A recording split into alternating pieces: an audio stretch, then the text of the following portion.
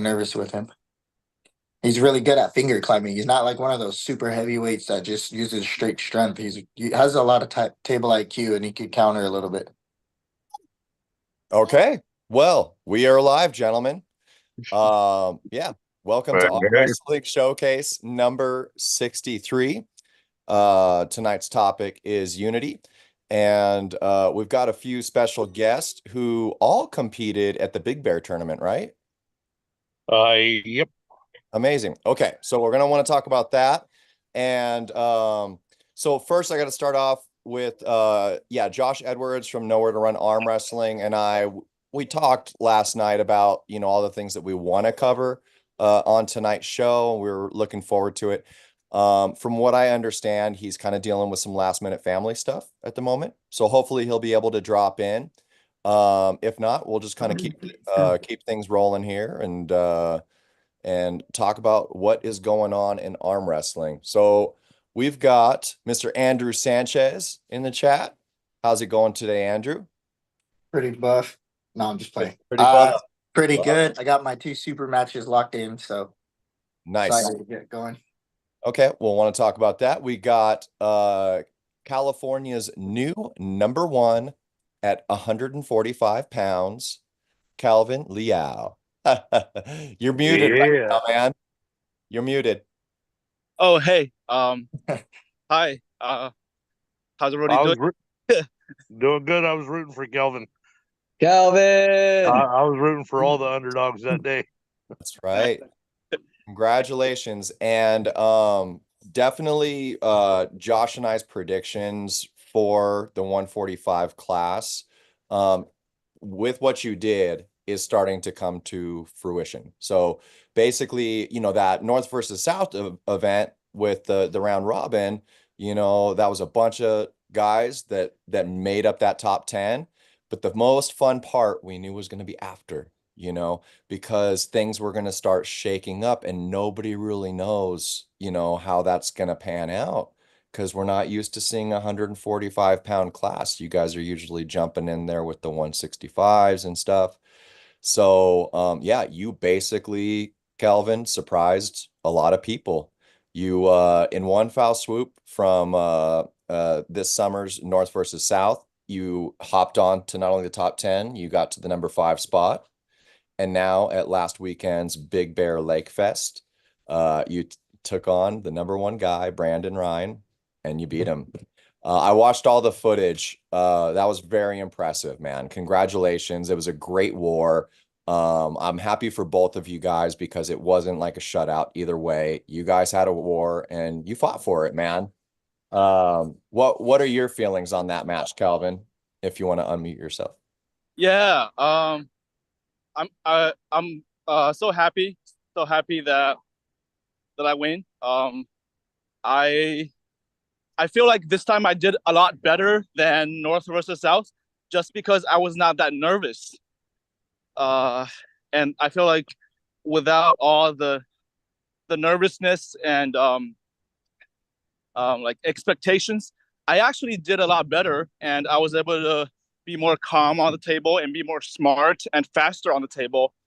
So yeah, That's interesting. So since North versus South, you'd say that like maybe you got some information from pulling all those guys and maybe worked on a few things that worked out well for you at this tournament, or I would say that the North versus South solidified something, and that is that I'm not far from anybody in the top 5 in terms of strength, because I after pulled everybody that's in the top 5, and I was able to stop them in some situations, and that's how I know that I have a chance at getting the top 1. Yeah. Amazing. Well, congratulations, bro. It's good to have you here. We'll definitely talk more about the event. We've got Mr. Travis Dinsmore is in the house. How's it going, Travis?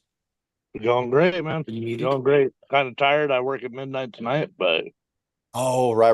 Well, thanks for taking some time to pop in. If you got to cut out of here at any oh, moment. no worries. shit, I've lived on no sleep before. That's just one of the joys of working and being old. Yeah, shit, because I think I'm the oldest in the group chat right now. Are you really? Probably. Yeah, no, actually, I think you're. No, you're younger than me, aren't you? Or you're I don't think older. anyone's gonna want to admit to this. I don't mind. So in October, I'll be 44. So October Okay. 14th. All Yeah. right. So yeah, you're a little above me. Okay. Yeah. I Yeah. can't wait. Malia asked me, what do you want to do for your birthday this year? And like with zero hesitation, I said I want to arm wrestle. And so we have the Mr. Olympia in Las Vegas. So that's where I will be. We're gonna hit up some of the lakes out there and stuff too. But yeah, I hope everyone can make that. That's another UAL event, and it is awesome. I think I did it 2 years ago, and all kinds of people showed up. At least in the 165, we had Jamie Barrett from Las Vegas came out. I believe for that one we had what's his name? Taranenko. Artem. Artem, yeah. Artem Taranenko was there. I think Tiete was there too. Just yeah, you can expect to pull a lot of people that you wouldn't be used to pulling at that one. So everyone should pop out. That they have that Lear Walker versus Brandon Allen too. That was that a super match at the end of it, or what is that? That's like special event at the end of it. I think that would have been last year. If yeah, I was at the one the year before that, and I think Brandon Allen was there, but I don't think he pulled that one. But I could be Yeah, Brandon's pulling Leroy this year.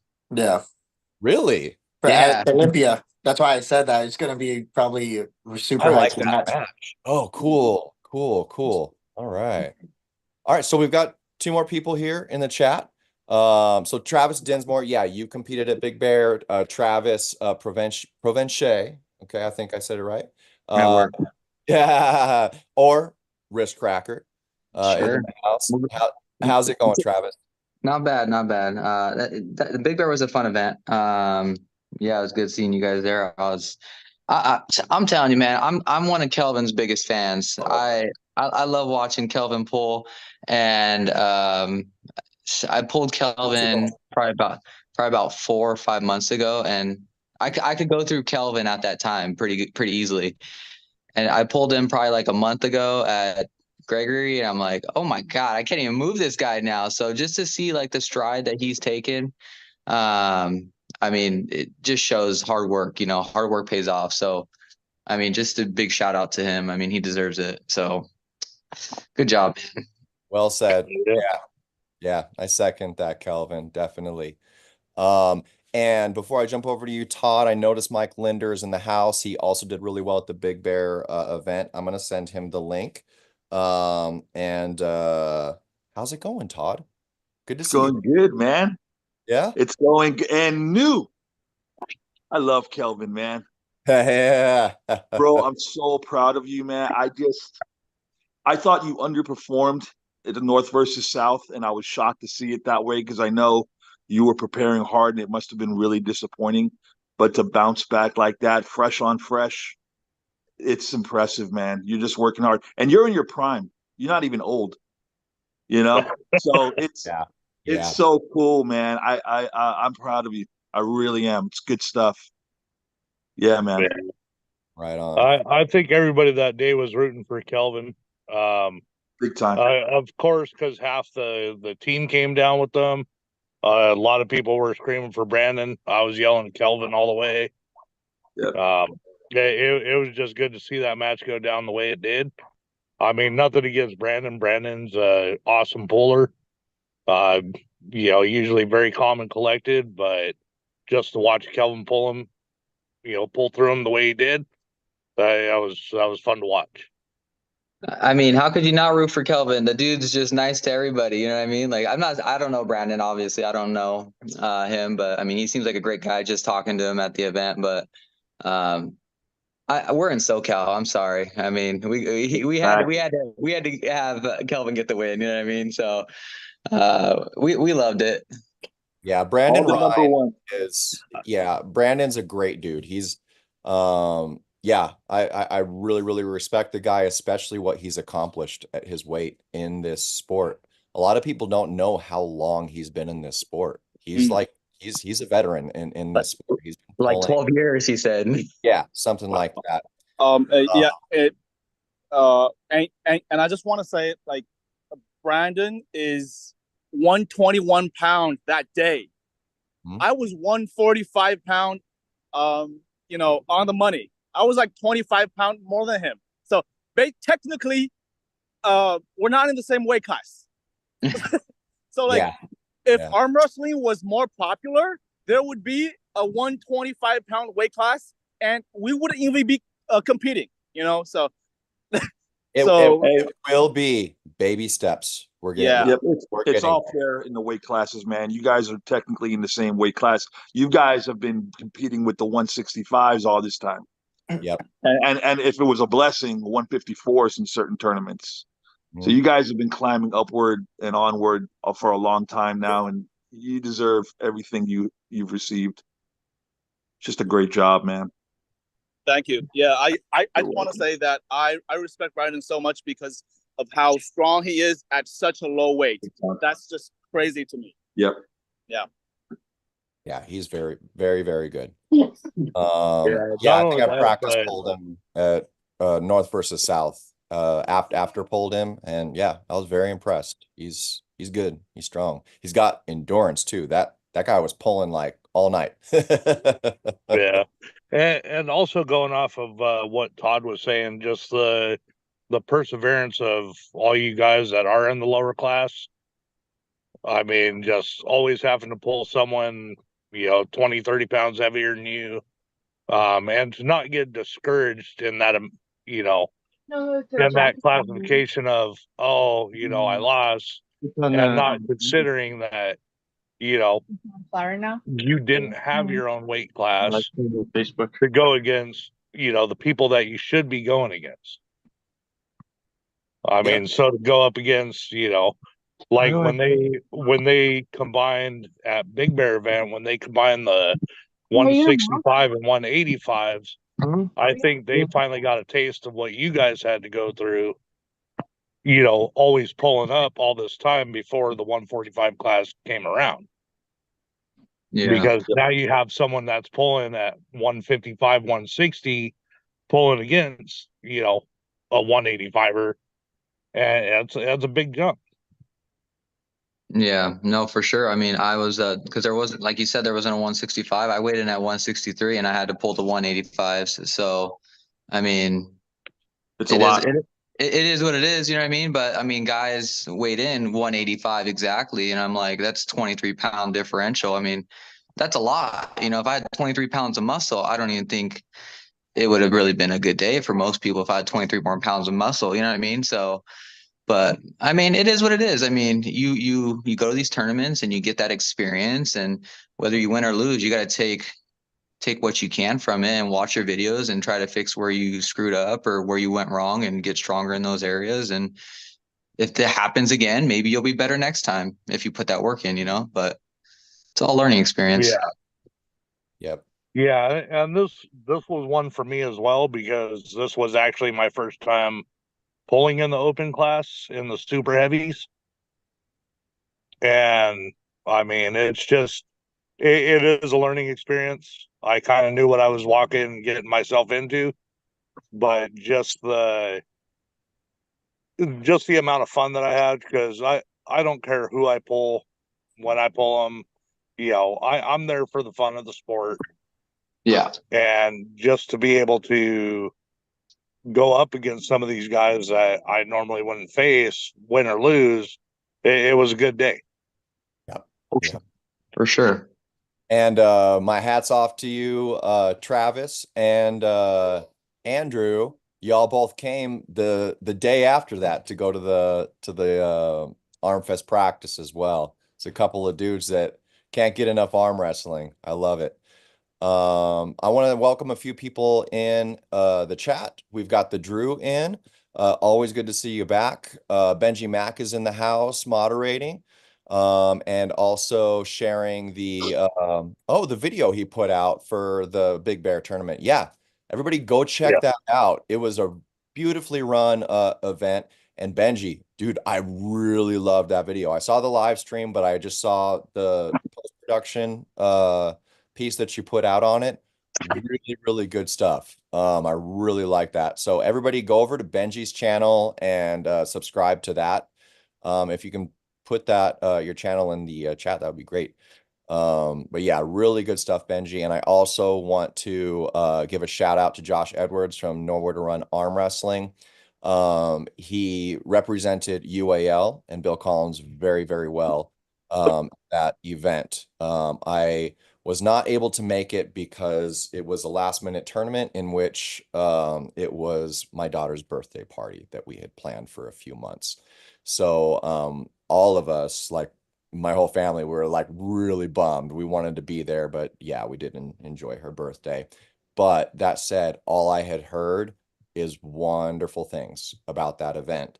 And honestly, I don't know, like, I mean, I could be wrong, but I don't really know of any promoters or event coordinators that, Bill has trusted to represent a UAL event for him. So Nowhere to Run, Josh Edwards, my hat's off to you and anybody that helped him out. Benji, I'm assuming Casey was a big part of it too. But great job, everybody.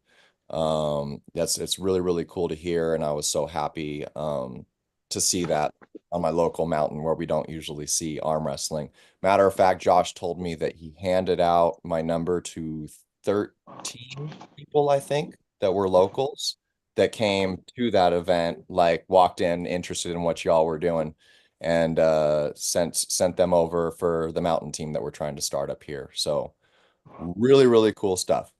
I'm going to move on to Ed Bedrosian's in the house. What's up, Ed? Always good to see you. My teammate Javier Martinez is in the house saying, look at all these studs. Mike Linder, who just joined us. His camera's down at the moment, but welcome, Mike Linder. And Paul Stevens in the house. What's up? The man, the myth, the legend. He says, what's up, gentlemen? Working tonight, but watching. Thank you so much. Another one pop in and say hi real quick. The one of the Hey, there she only is. female. Hello. It was really good to see you at the practice. I wanted to give Patty a shout out because I know some of the guys are complaining about their weight classes, but dude, Patty, like for women, we have 2 weight classes, right?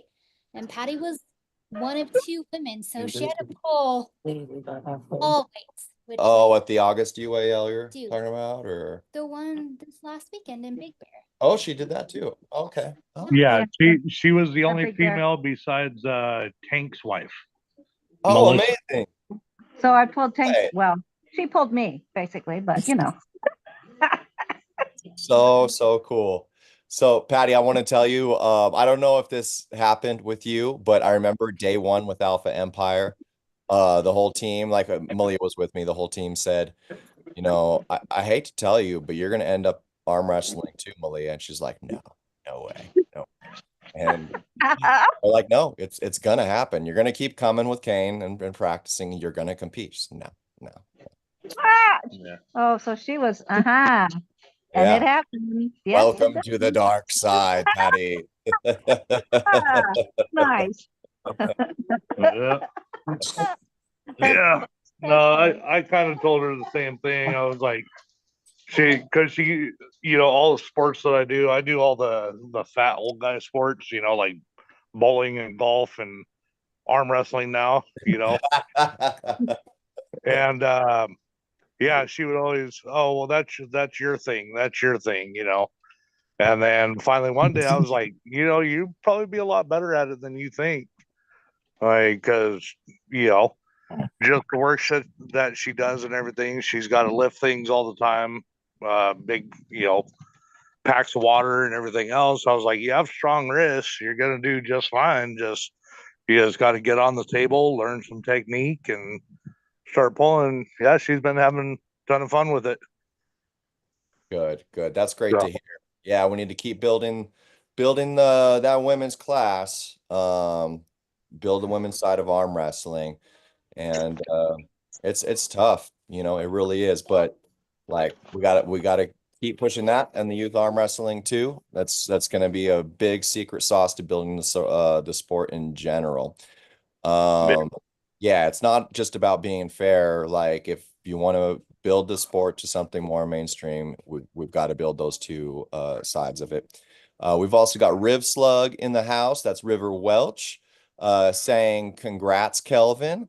Twig Brandon is a very strong dude. Facts. Definitely facts. And yeah, coming from somebody that definitely puts in the work and has been doing well himself, River Welch. Appreciate you dropping in here. So, okay, I'm sorry. I'm going to capitalize on something a little bit right now since we're live and we got people in the chat. Does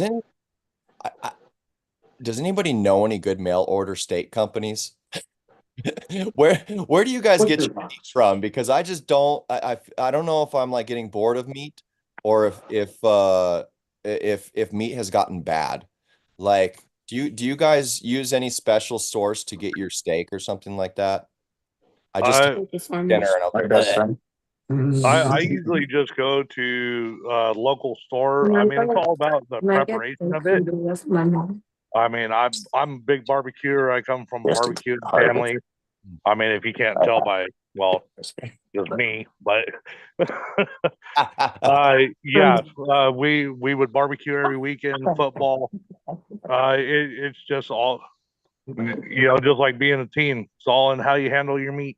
All right, calm down. American, it's called American Rancher Beef. Okay. You All can right. order from them. You can talk to the guy. You can pretty much ask him how their cows and cattle are raised.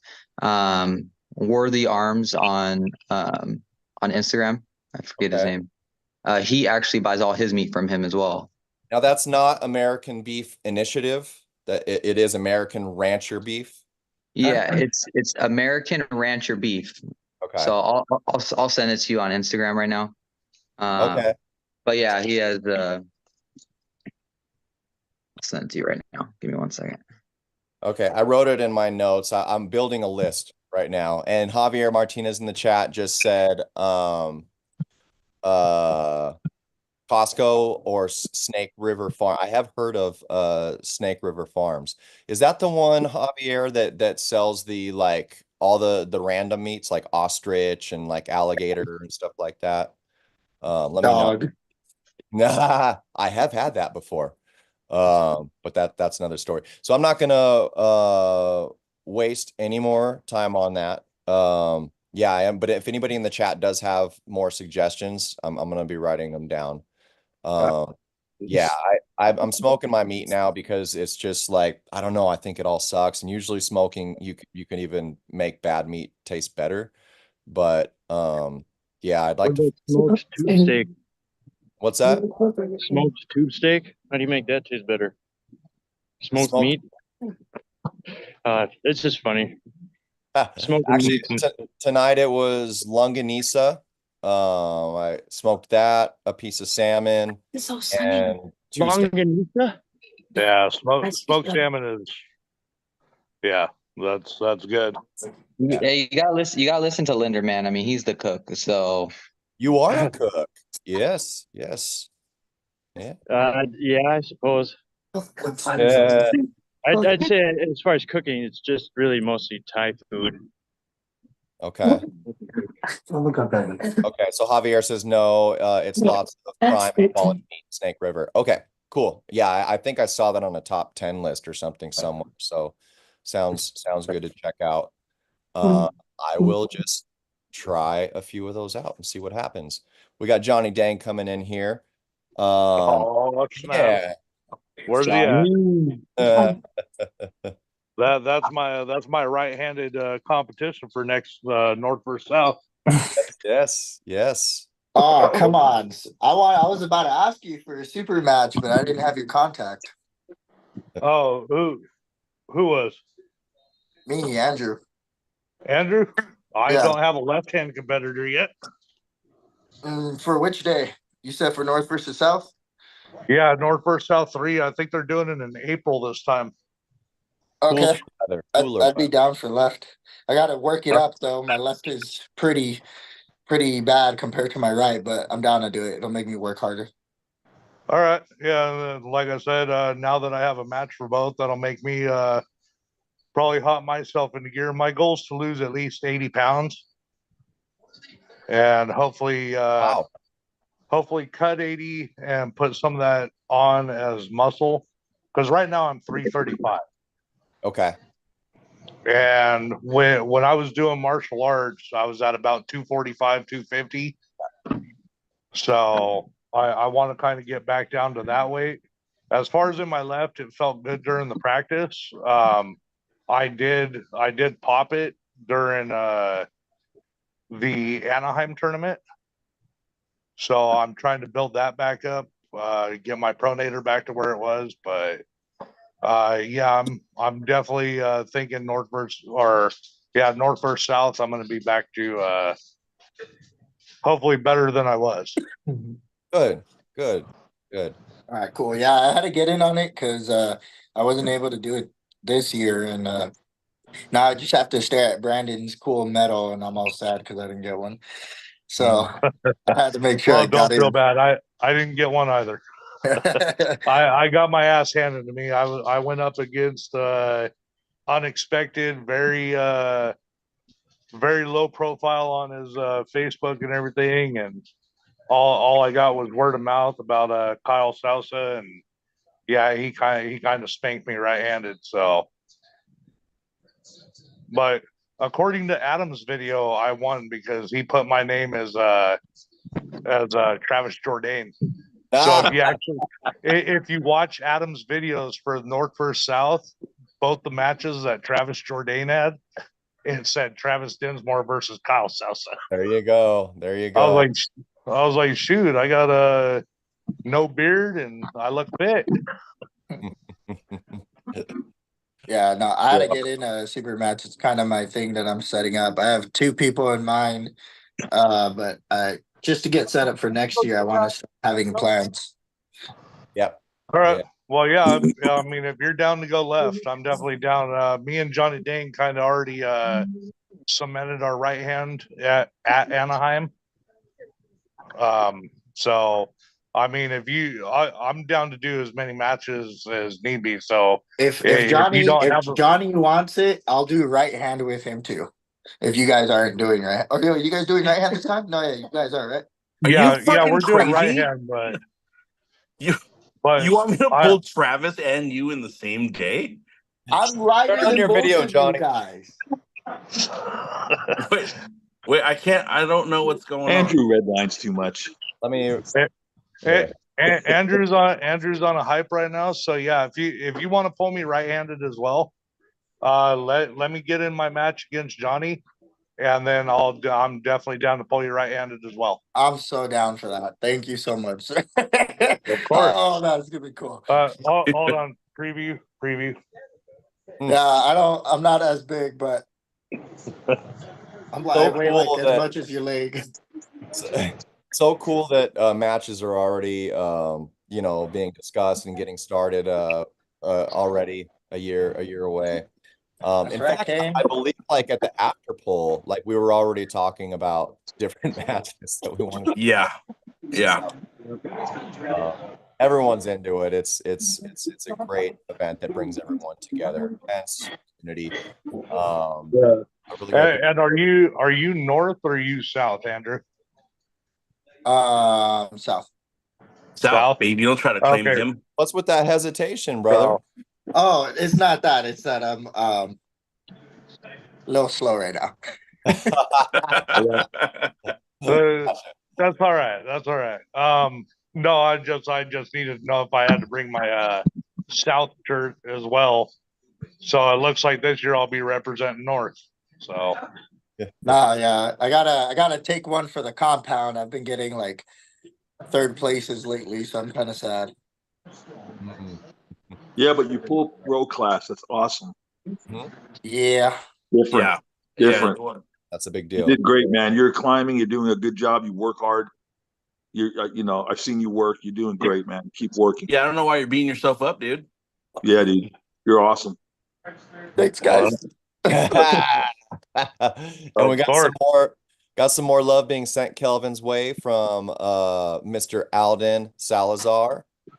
He's a fellow 145er. He says, just want to congratulate Kelvin on an impressive performance against a beast in Brandon Ryan. Also, I would just like to say that Kelvin, I love you, but Christian's gonna probably take that first place from you, buddy. So you got to work hard because I promise you, Christian's bringing it.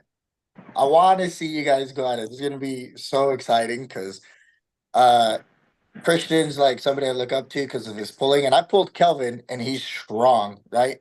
And I feel like, as Todd said before too, Kelvin really tightened up from the north versus south, and maybe it was because he felt less stress and stuff because he looked pretty freaking strong, and I didn't even know Brandon was that light. That's freaking insane. But I want Kelvin to know that Christian's coming. Yeah, Is Christian dropping weight for that? Because I thought he was a 165er. No. He's no.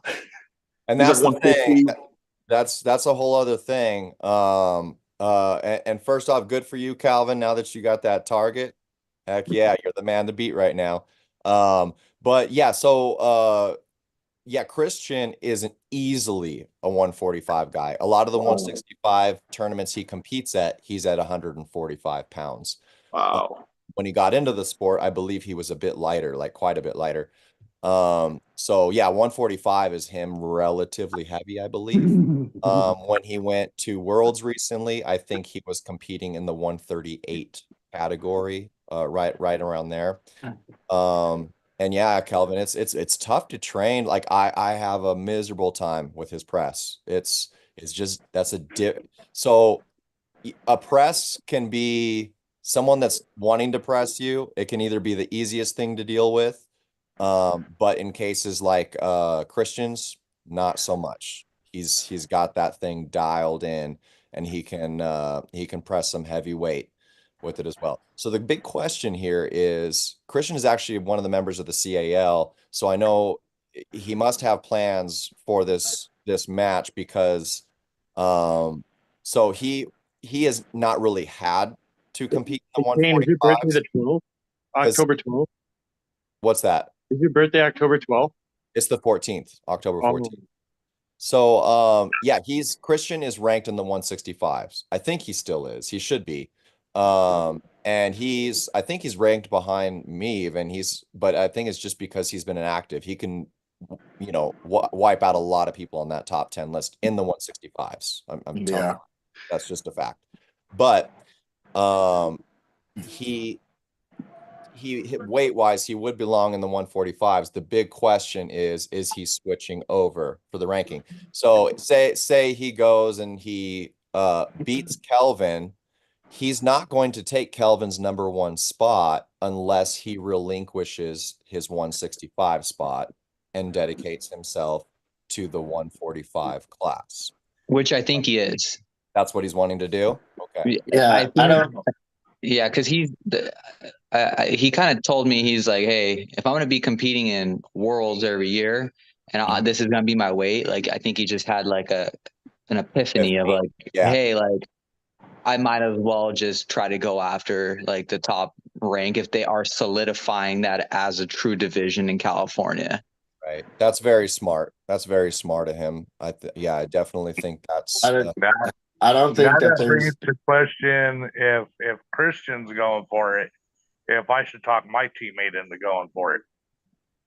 I would, but I'm going to say this. I don't think there's anyone at 145 that could take Christian here. Chewy Espindola is my teammate. That would be a good match. Hey, look, I'm not underestimating Kelvin, though. I know Christian's an animal. He hits with that press. It's once he turns on you right there and he presses, it's a done deal. You gotta get him early and get him out of that and find him in the center. I'm not underestimating Kelvin by any means. I know he knows what he's up against. He's going to prepare for it accordingly, and likewise with Christian. So yeah, I'm just really interested in that match. I've heard about Chewy. I've never seen him arm wrestle. I hear this guy is an absolute animal. It's so cool with this weight division, man. I have fun with the lighter guys. It's just fun. It's electric. So I'm glad it's here, and it will be here to stay. And there's a lot of participants for sure. And Kelvin, all your tape, if you want to watch tape on how to try to be Christian, at least just watch the Worlds. I mean, those guys are lightning fast. They are lightning fast. But the thing is, if you want a shot to stop the press, you gotta be fast. Sure. You know what I mean? So I think if you do stop the press somehow, some way, and you fight him in the center, it's going to be a hell of a war. So that's what I'm really hoping for. I'm hoping for that war. So you just got to stop the press. Yeah, and that is one of the things I like watching with the lower weight classes. Is usually half the matches are wars. I mean, everybody loves a good smashing every once in a while, just a lightning fast pin and it's over. But I think in that format, some of the battles that they have are just they're just so fun to watch. Right, definitely. Yeah, we've got Grace Bear in the house saying that she's Christian's biggest fan. 100%. It was good to see you this last weekend as well, Grace. We've got Paul Stevens in the house saying, I just decided to cut to the 145 class. What's he gonna do? Cut his head off? Yeah. Gracious. Maybe No, both it's legs. simple. Both It's legs. simple. I identify as a 145er. Oh, okay. Okay, so yeah, let's just get real because you were mentioning Chewy Espindola, right? I think before he had become a little bit inactive recently, he was like number 7 at 165 also. So he's another 145er who's only been competing in the 165s and still does well and is ranked because there wasn't a 145 before. But he's not the only one either. We've got our number one 165 guy is David Stepanian. Yeah. I believe he's still the guy. Yeah. It's crazy. It's crazy. So, like what for someone like him at number 1, like what would the point be to drop down to the 145? But yeah, there's a few. And I personally believe, that they might just be special and have great genetics, and I could be totally wrong. I'm sure, but regardless, I'm sure that has something to do with it. But I think definitely a part of it has to do with these guys had been forced. They've been in the sport a little while, and they've been forced to, compete against the 165s. David has been around for a while. Chewy, not so long. Christian, too, not so long. A little longer than Chewy, I think. But the thing that those two guys have in common is right from the get-go, they started competing, And that's one thing that's hard for a lot of people that are 145 or below to do. They'll train a lot. They might stay in amateurs for the 165s because of the gap or whatever. But yeah, those guys kind of jumped in head first. And I think that's part of why they're so good at their weight. They've had to pull up. So. Well, no. Either way, Kelvin's a monster. I see he's going to continue to grow, and I think he's going to stay in that top spot for a while now until someone comes hunting for him. But I know you'll be prepared. Okay. And Ed Bedrosian says David is recovering from surgery right now. I did not know that. Was it an arm wrestling injury, Ed? Yeah, let us know. Hope he's doing well and making a quick recovery. Katie Brewer in the house saying Grace's biggest fan. So much love in this chat. So when are we getting Katie arm wrestling, huh? I think she's gonna compete at the Kris Kringle. Yeah. Whoa. I'm getting her to compete at the Kris Kringle. So she's been itching. She really's been itching, and she, every time she watches, she's like, "Man, I should have competed. I should have competed." I'm like, "All right, we're gonna get you to compete." So I just gotta get her, Breaking news. I gotta get her training a little bit, but she's super fast. She can't. Her stamina's not there yet, but once she locks it in, she'll be good because she's super fast. So yeah, I'm excited for her to try it out. Good. I'm being safe with her too. So because if she gets in like these like press positions, I'm like, oh whoa, back up. So she's like a natural presser, you know what I mean? I'm like, no, we're not gonna start with the press. we're gonna hold off on that for a little bit. So yeah, I'll get her going. So, but no, I mean, I don't want to get her going at like the Friendsgiving. That's too soon for her. But I think she'll jump in at for sure the Kris Kringle because she's really been itching for it. So yeah, Good stuff. I might have a good match in the Kris Kringle, Travis. I'll text you about it later. But it'll be a really hyped match. I'll just say that. well, I'm not announcing anything until we figure out the date with King of the Table because Yeah. for people that don't already know, we have some of the best matches ranked probably in California that is going to happen probably this year. Rank against rank. So super excited for those. And some of the matches aren't easy to put together. Some of the people don't really like each other that we're going to be matching up. But we love that because then it's just more hype. You know what I mean? So Look at Andrew's face, dude. Yeah, Andrew doesn't like like- anybody. So anybody you match him up with, he hates him. That's it. That's not true. That's not true. I love that is also not true. Elijah. I'm just I'll kidding. say that about Andrew. I'm just kidding, brother. Yeah. But yeah, we'll be. I'm whenever King of the Table figures their stuff out. But if it's not within the next 2 weeks, we're already making flyers right now for the super matches. So we just can't put a date on it yet. It's what I'm hoping for. It's going to be the second week of December. That's like what I'm really hoping for. If not, then it's going to have to be pushed to the third because a lot of people are traveling to Tennessee. Like I said, we just don't want to interrupt with King of the Table because I'm hearing some big matches in the valleys. You know what I mean? So it's supposed to be in LA, is what we're told, right? But we know everybody would go to that if that's the case. So we're just kind of holding back and just waiting. You know what? Can I say? You know what I want to see real bad is I want to see Todd the Tendon out there. I want to see Todd compete, man. Yeah. There's no reason why Todd. There's no reason why you would not be on the table. You're so strong. Yeah. You're so good. Yeah, I know. No, Todd, we're just gonna want him more. He's trying to set up a super match with you. He beats tried me. to freaking beat me to the Sharks at North versus South. I seen that kid pull at the UALs. I told Elijah, I said, look at this young kid. This kid's a stud. Brandon and him had like 3 wars against each other. And that's who Kane, I'm supposed to be part of that team. He's setting me up. That's terrible. I told Elijah, look at this guy. Elijah's laughing at me. The guy that gets trained, though. Very highly of you, Todd. It's crazy, man. You know, I wish I could, honestly, you guys. I really wish I could. I know there's a lot of guys my age that are doing some really cool stuff.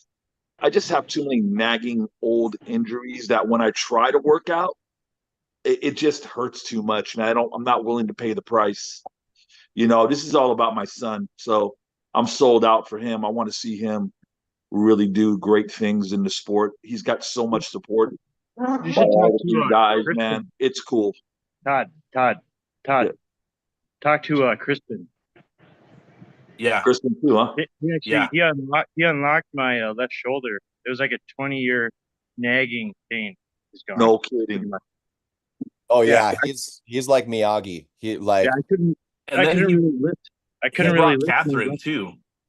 I think it was Catherine, right? He brought Catherine to the last Arm Fest at the brewery. That is girlfriend. I don't know if I think it's just his friend. Oh, yeah, he's done some miraculous things with a lot of people in our sport. Really? Yeah, I highly also recommend Crispin. Interesting, because like my issue is like right here in this area, and then the elbow is it hurts, but that's just lack of training, right? We all know that that's a byproduct. That sounds. Is it like a nerve? It sounds like a nerve issue. It is right up in here in my hand, and you think it's there, but it actually stems from your neck. Yeah, it goes all the way back there. Yeah, it's pinched, right? Like a pinched nerve. Yep. Yeah, you actually can feel the effects in your fingers from the pinch in the shoulder. That's right. I know that to be a fact. Yeah. Okay. Well, shoot. It'd be fun, man. I like practice pulling with some of you guys, or whoever's there to practice pull with. It's fun, but I can only do so much because then the rest of the week I will overcome all your objectives, Todd. I will overcome all your objectives. We can get you to pull. Let's get you ready for the Kris Kringle, Todd. Come on. We're gonna get you there. We're gonna get you there. It is possible. Just run the slow race. Take care of those physical therapy elements. But if you're staying in like the lightweight and bands range in all of those pressures that are special to arm wrestling and like nothing else, then over time, I think those should be conditioned enough to where you wouldn't have to go through so much risk and injury and stuff like that to have a match. It's totally up to you, but that's just my opinion on the matter. If it was ever in the back of your brain that even you wish it could be possible to not interrupt your day-to-day, it would just have to be very calculated and controlled, and bringing things down. It's one of the hardest things for us to do, I think, in the sport because it's so much fun. It's so much fun to grip, but the more your training gets calculated in a very special way, the better it gets. I think for both tendon and joint conditioning and endurance, everything needs to be brought way down, like way down. So for both endurance and tendon and joint conditioning, the majority of that I get at home with a band when we're like doing nothing after dinner and watching TV or something like that versus at practice. I think I seek a lot more strength gains and in a controlled way at practice.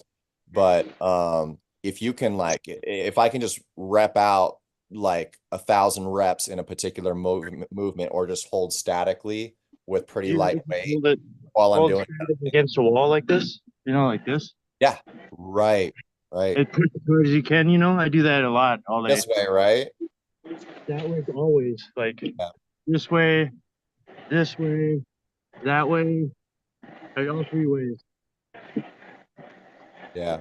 With with side pressure forward, like shoulder, Right. I'm gonna head off to go train, Kane. I gotta go work out. I'm on Christian's program, so I'm gonna head out right now. Any last questions before I dip out? Yeah. When are we gonna see your flares? Bro, you want me to break my left leg again? You have it in you. Go. All right, look, I'll post my old videos of me doing it when I was 120 pounds and without a titanium rod in my left leg. How about that? You know what's messed up is every time you post one, I want to so bad, and I can feel it. I can feel it in my body, but I'm not built like I was when I was 20 anymore. It's you know really what I mean? hard, bro. It's really hard to still do it. It's really hard when there's bellies. They get in the way of things.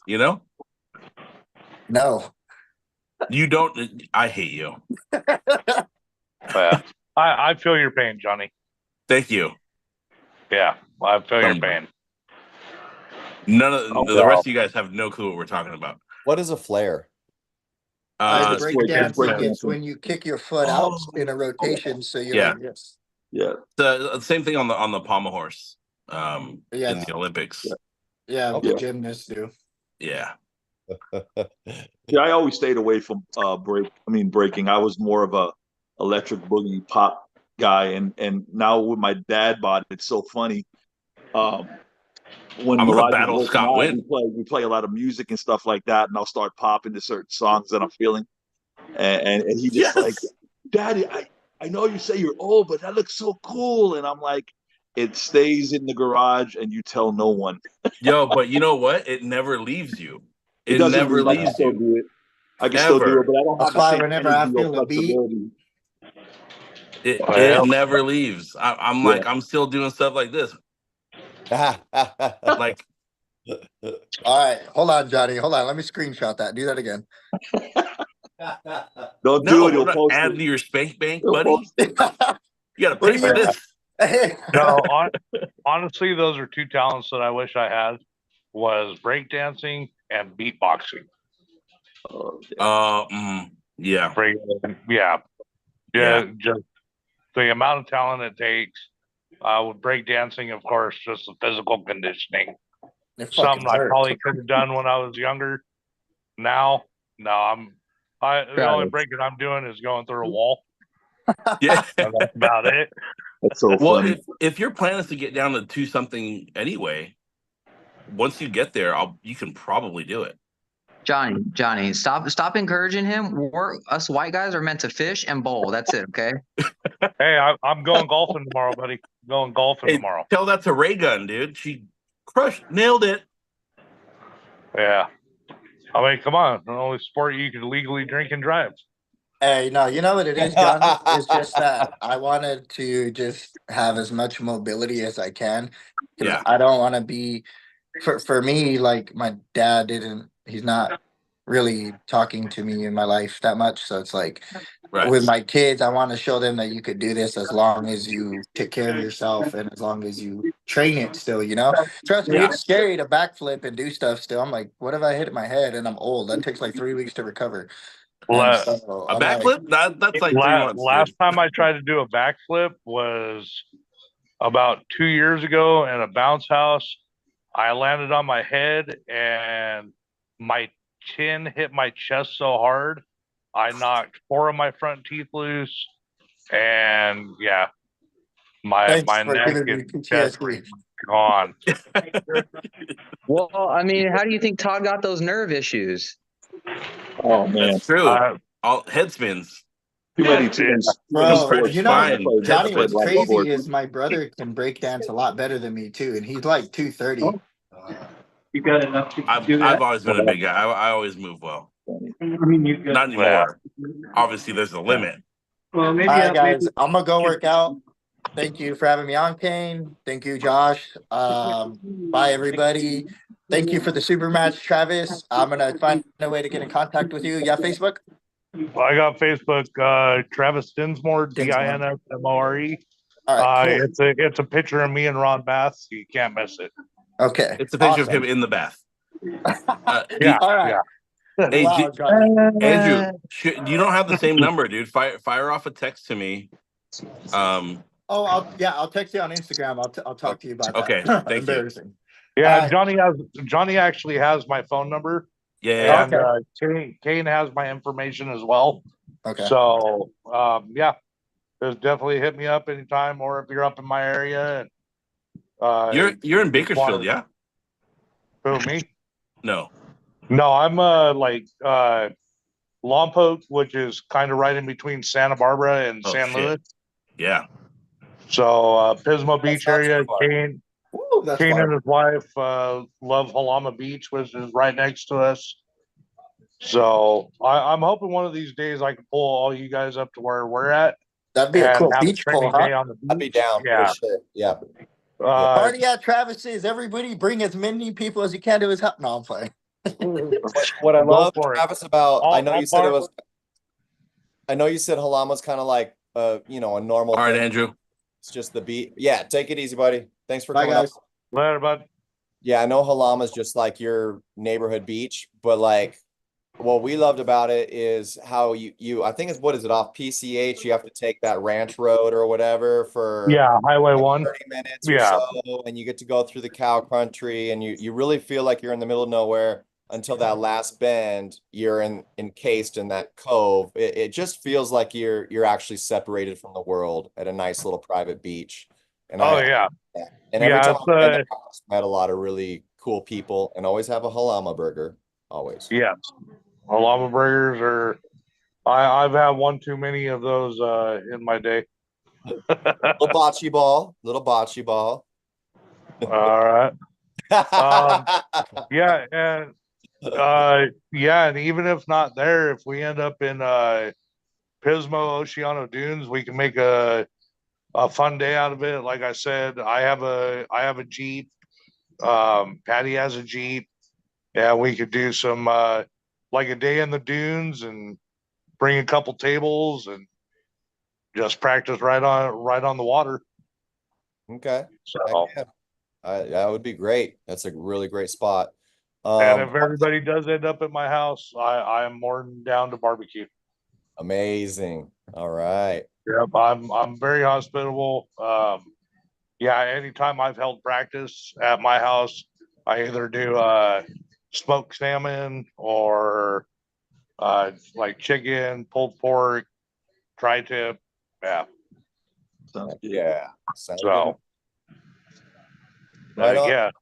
So one thing I absolutely don't want to brush over here, my teammate Mike Linder, bro, did you take another first place in the 165 up there at Big Bear? Yeah. Man, don't you get tired of taking home first place medals? Well, no, I guess there wasn't even a 165. I guess I was undefeated in the 185. 185. Yeah. Holy crap. Is that what Caleb was pulling in as well? And he didn't. I think Josh said he was like 180 or something like that. Oh, and you're focusing on the World Series of Arm Wrestling coming up, right? Oh yeah, well, I mean, I'm 170, so I cut for the tournament, and then nobody was. No. Travis and I were the only two 165, so we just got put into the 185. Well, congratulations once again.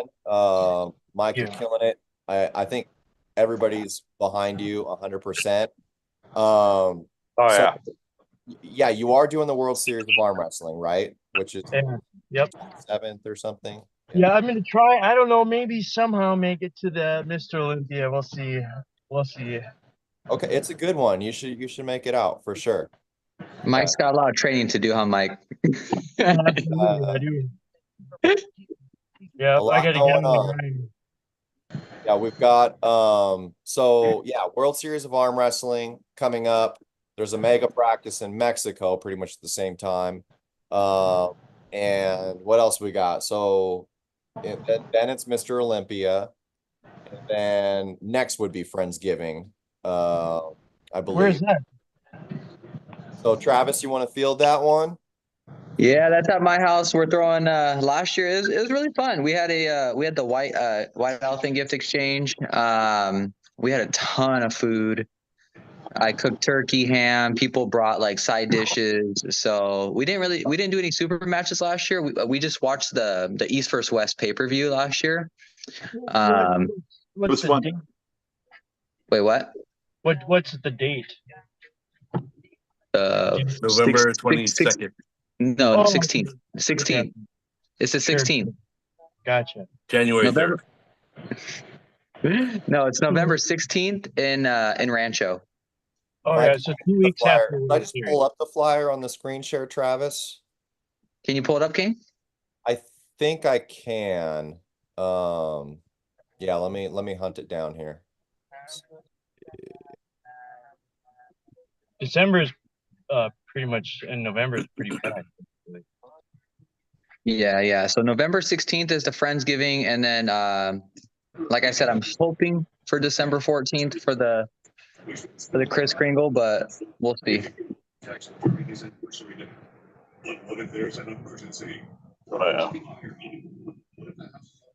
Yes. Okay. Oh yeah, and Johnny, are you gonna go to LA Fit Expo? Yeah, that's in January, right? Yes, it is. Funny thing is, LA Fit Expo has been ending up on the weekend of my birthday, so usually we try to find somewhere to go eat after the tournament and just kind of hang out. So, Dude, Koreatown's not that far away. The most killer Korean barbecue. I know a spot to get probably the best raspados I've ever had in my life. Hey Johnny, if you remember, if you go by the egg place, bring some eggs on Sunday. Oh, you're gonna be there? Yeah. You want 2 flats, right? Yeah. I got you. Sweet. yeah. Yeah, I'll probably let you lead the way this time because last year I picked and some people weren't happy because it was super expensive. But I ate until I got the meat sweats because speaking of Koreatown, went to a place called M Grill and it was all you could eat Brazilian barbecue. Yeah. And that was hands down probably some of the best meats I've had at a restaurant. Yep. And then the year before that, I went to Hell's Kitchen at the Harrah's Resort or whatever. Yeah. And that was trash. I've heard. So yeah, I mean, I could have kind of figured it because it was in a casino. Yeah. But I ended up spending $230 just on myself, and it was not that good. So there's a lot of really good Brazilian barbecue places around. Like you have some of the ones that are like in the $30 range. Like $30 range a person, and then you have like the really nice ones. Like I saw Christian. You can eat sashimi over that any day though. All you can eat sashimi is to me is way more satisfying than well, it's hard to find good all you can eat sashimi though, because if you go to like one of those Chinese run buffets, I'm not eating that shit, dude. Well, no, that's not real. Yeah, but if you go to like, I don't know about here in LA, but Vegas yeah, like if you go to get Ace Sushi, that's what we call all you can eat. If you go get Ace Sushi, they don't give you. They don't give you all sashimi. They give you like all you can eat nigiri. No. You need all you can eat sashimi. That's it. I think I've only heard of one place, and it's like $150 a person. Oh, yeah, Vegas is only like 45. Oh well, okay. Yeah. Well, that's Vegas. Well, then come to Olympia, and we'll get some all you can eat sashimi. I love that. Listen, let's talk about what we're here to talk about first, and then I do want to talk about the Olympia because when it's on a good date. It's not far. We can get the like a bunch of the team to go, and it'll be fun. Heck yeah, let's do it. Yeah, that's a really good one, and there's not a lot really happening around that. It's a good date. And then we got Friendsgiving. I got the flyer up here. Who made this flyer, Travis? This is like legendary, right? Yeah, here. that's sick, by the way, dude. Can you see me? Yeah. Okay. No. Yeah. Yes. Katie made that flyer. So shut up. Yeah. Like how, dude? She was messing around with this like new AI program, and she's like, "Check this out." I was like, I was taking a nap, and I woke up to it. So, what did you type in? Just Turkey's arm wrestling? Yeah, and then AI popped it up for her. What a badass! That is so. Yeah. The Mohawks tied everything together. Katie's. She always makes like really good flyers. Like she can make better flyers than anything I've ever seen. But the thing is, like, she works a lot, so I don't like asking her to make the flyers. So I just end up paying people to make them when she makes them better, though. So I'm just like, she makes fire flyers, and I'm just like, I don't want to ask her because she's always doing something. You know what I mean? So, but when she has the time, I'm like, hey, can you make this? She's like, yeah. So she was up and she made it, but she's like, Everybody's been raving about that flyer. I was like, it's super cool, you know.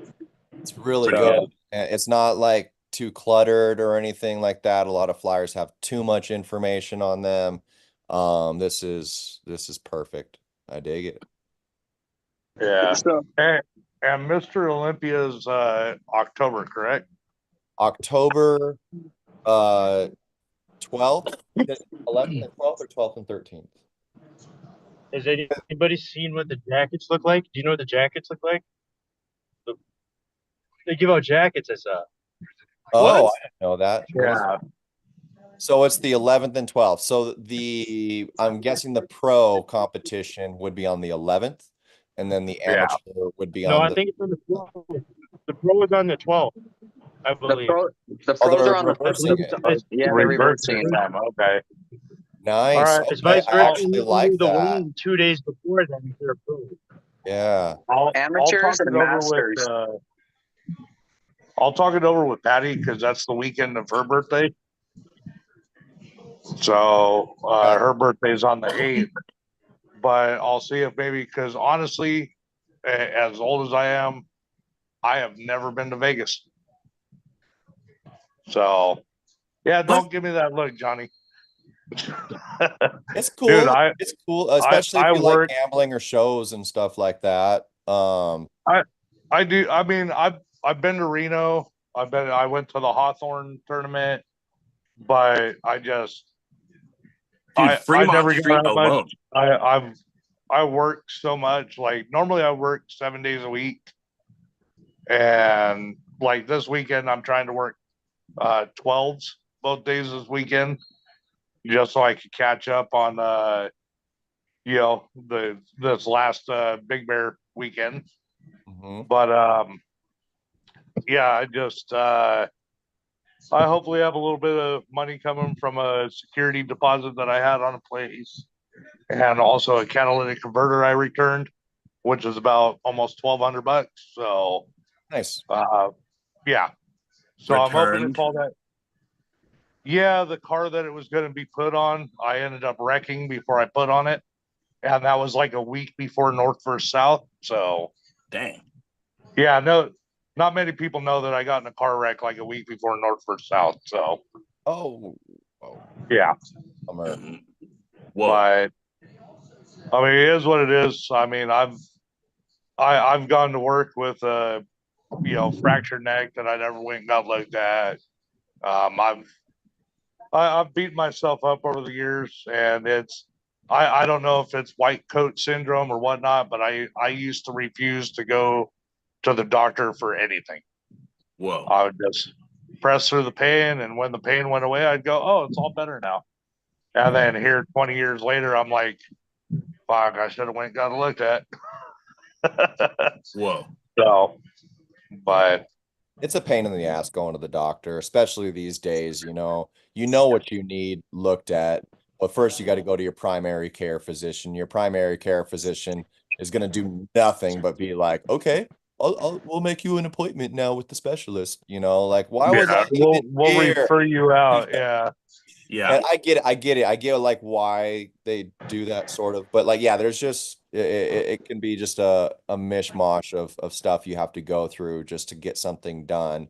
And even the wait time for an appointment could be months out. I get it. I do. Guys, I want to catch up with the chat a little bit here before we lose too much track of that. Quite a bit. Let's see. So Ed Bedrosian says he doesn't know what happened with David Stepanyan's surgery or like why. And let's see. They're talking to each other a little bit. Ed says that Todd is a beast. I second that. Javier is asking Todd, now that Todd's walking away, how close is Elijah to beating you? It's inevitable, he says. Yeah.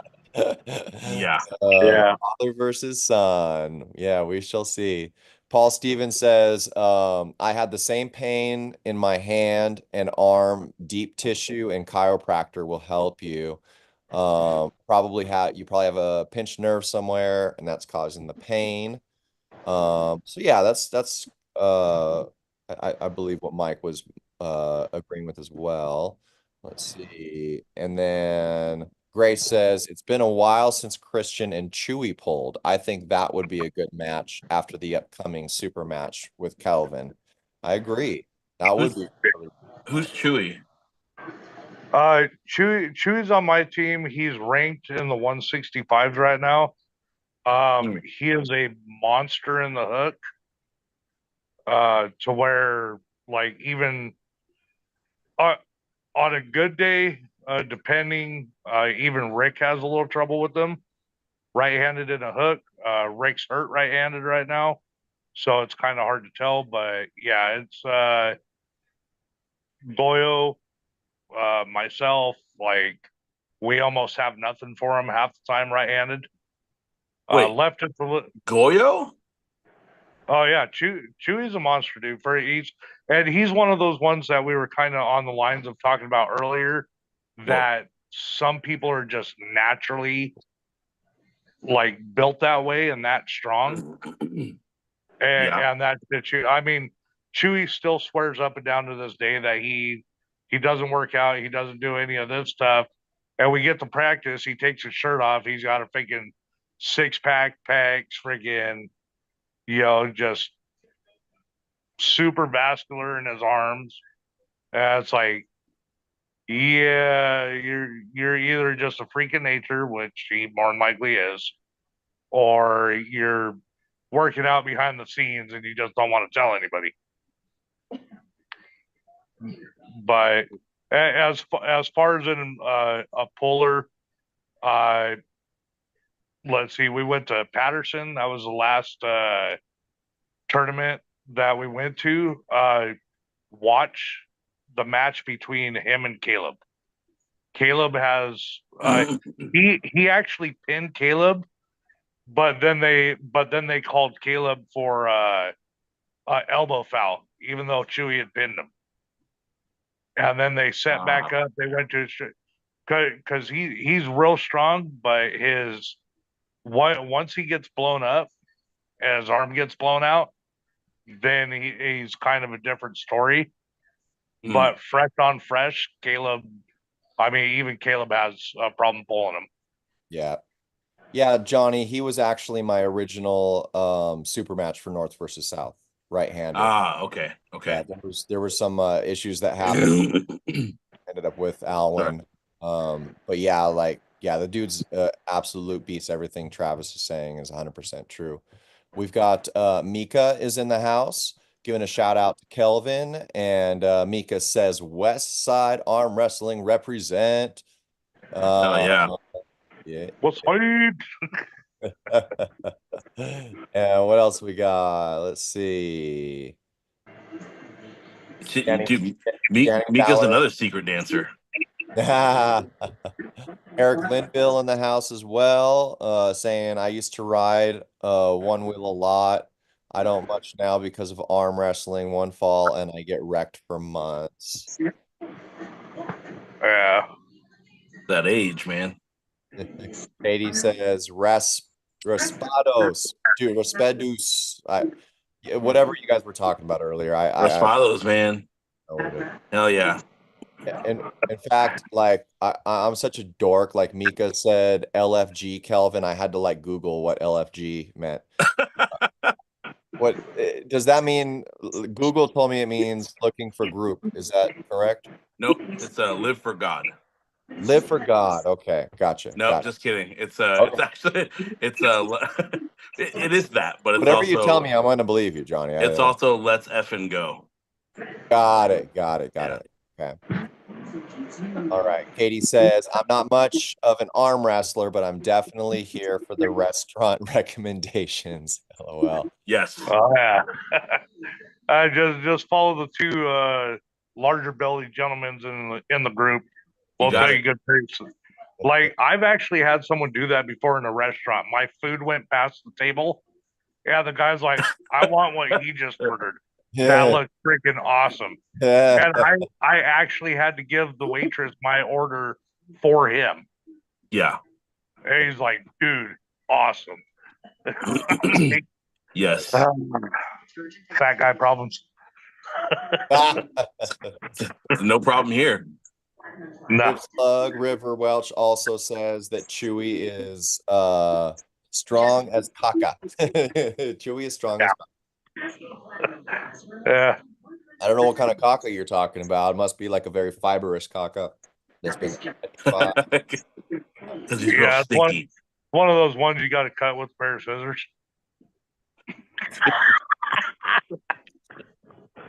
So when I was smoking the steaks and stuff, I tried something different this time.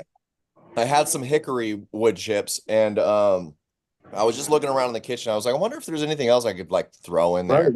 And I had these like, Sweet. dry Let me see if I can flip the camera. poblano peppers. And Yeah. they were old, so they were very dry, like very woody.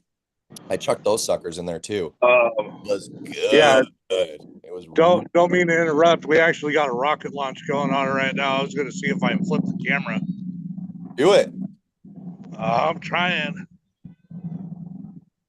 How do you flip this bitch? Can you just spin both? Oh, there you go. There you go. Oh, hell yeah. Yep, there it is.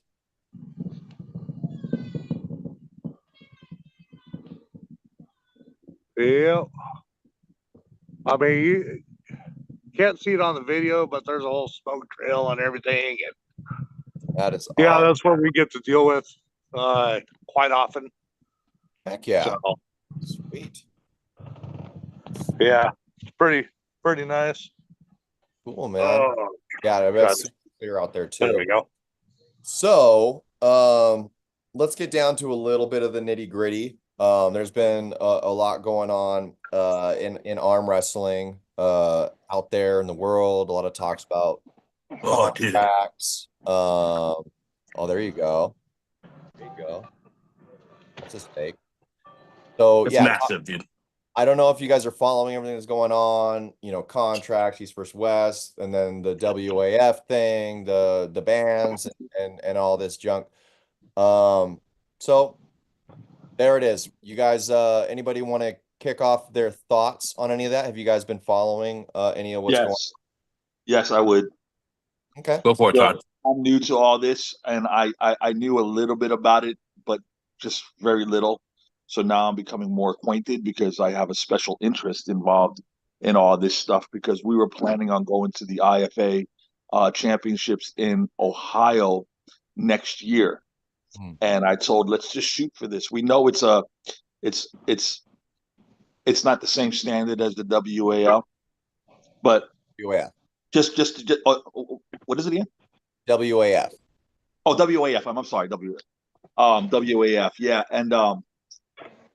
and I just wish, and I understand. I'm not debating whether it's just, not just. I get it. When things happen, people break away. There's different opinions, and everything gets diluted. And at the end of the day, all the people that love arm wrestling, whether they're fans or they're participants, they all suffer at some degree. I just wish that those that were, I don't know, 18 or under, that aren't like phenoms, like a Reno, right? Somebody like that, be exempt from all that stuff. Why can't I access whatever I have access to, no matter what they're doing or why it's being done, so I can build the person that I'm trying to train? Because one thing in North America that is very scattered is that certain areas do have a lot of opportunities for youth to arm wrestle in their own category, and certain areas have hardly anything. And so if I have access to something, why am I being shut down and worried about, wow, in a couple of years when hopefully my son gets to a level, but he's going to be canceled out? It sucks. I want to be able to have access, and I think they need to break this down into particular categories like that. The professional level that maybe is 2 or 3 levels down from world class.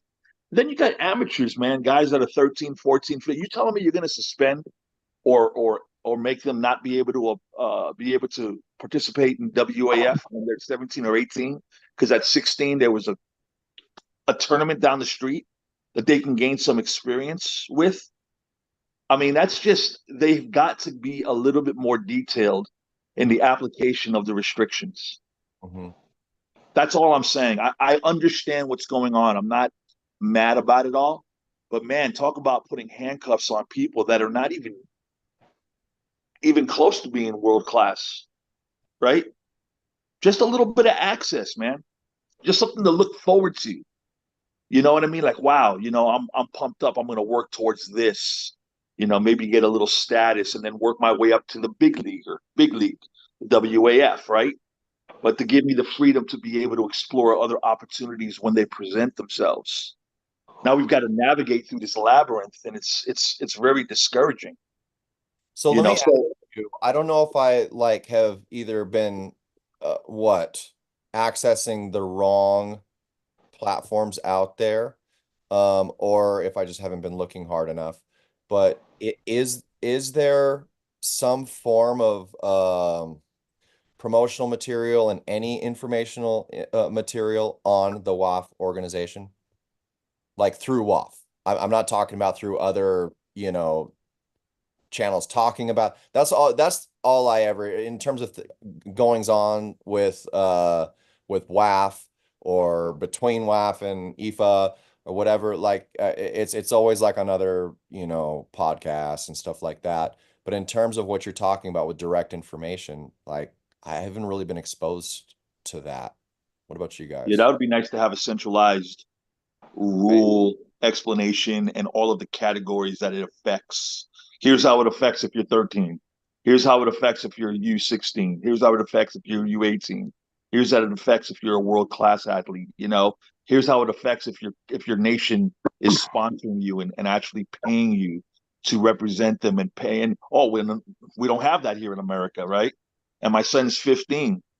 So I have to be worried about making a mistake as to where I want to apply him so that he can get experience and get better, and hopefully one day, if possible, be able to participate in larger events, not have to worry about being canceled out.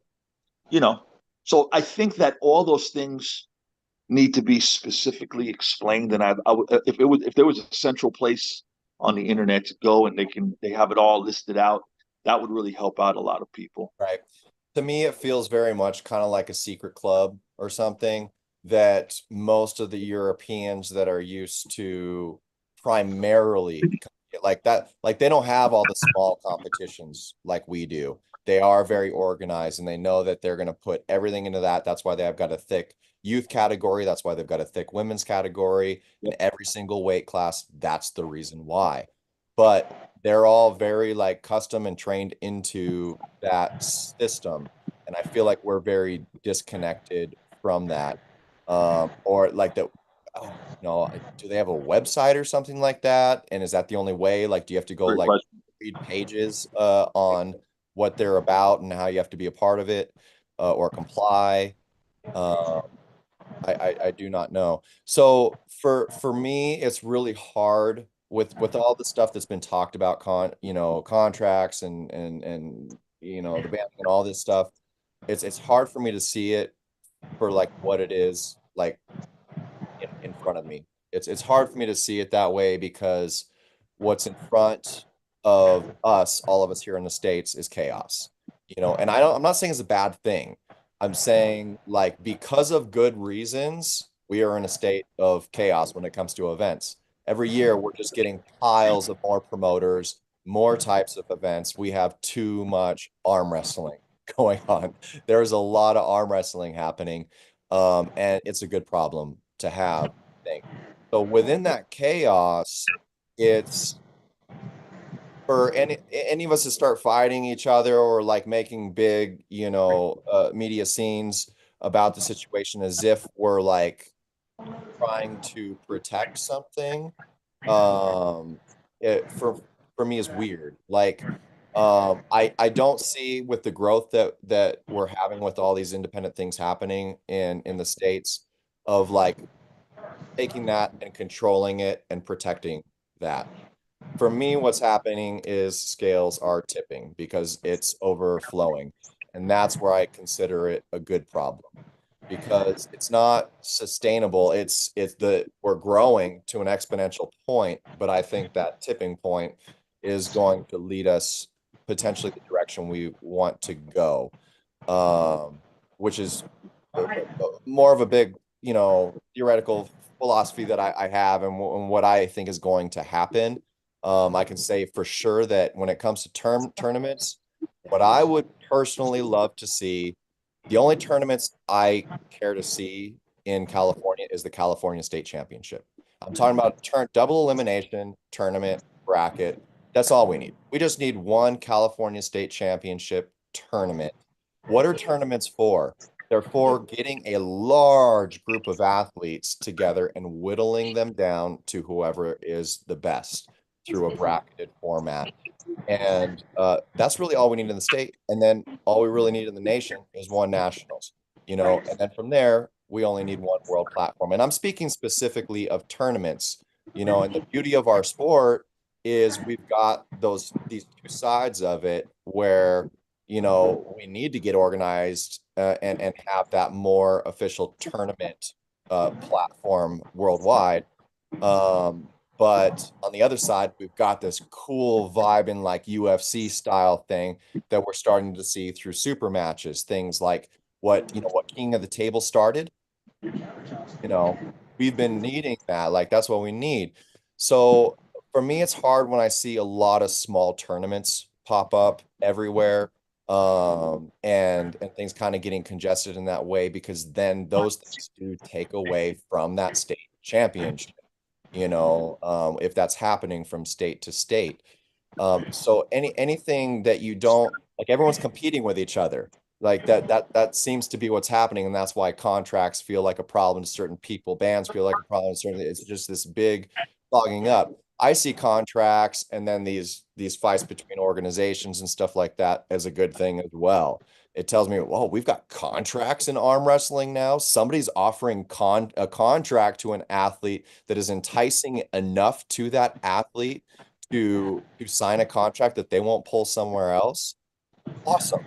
I love that. That to me is growth in our sport, because that is very different than a sport where we are reliant on making money off the athletes in a quote unquote pro division, where the primary source is let's charge these pros and make money off them off this, this continued concept.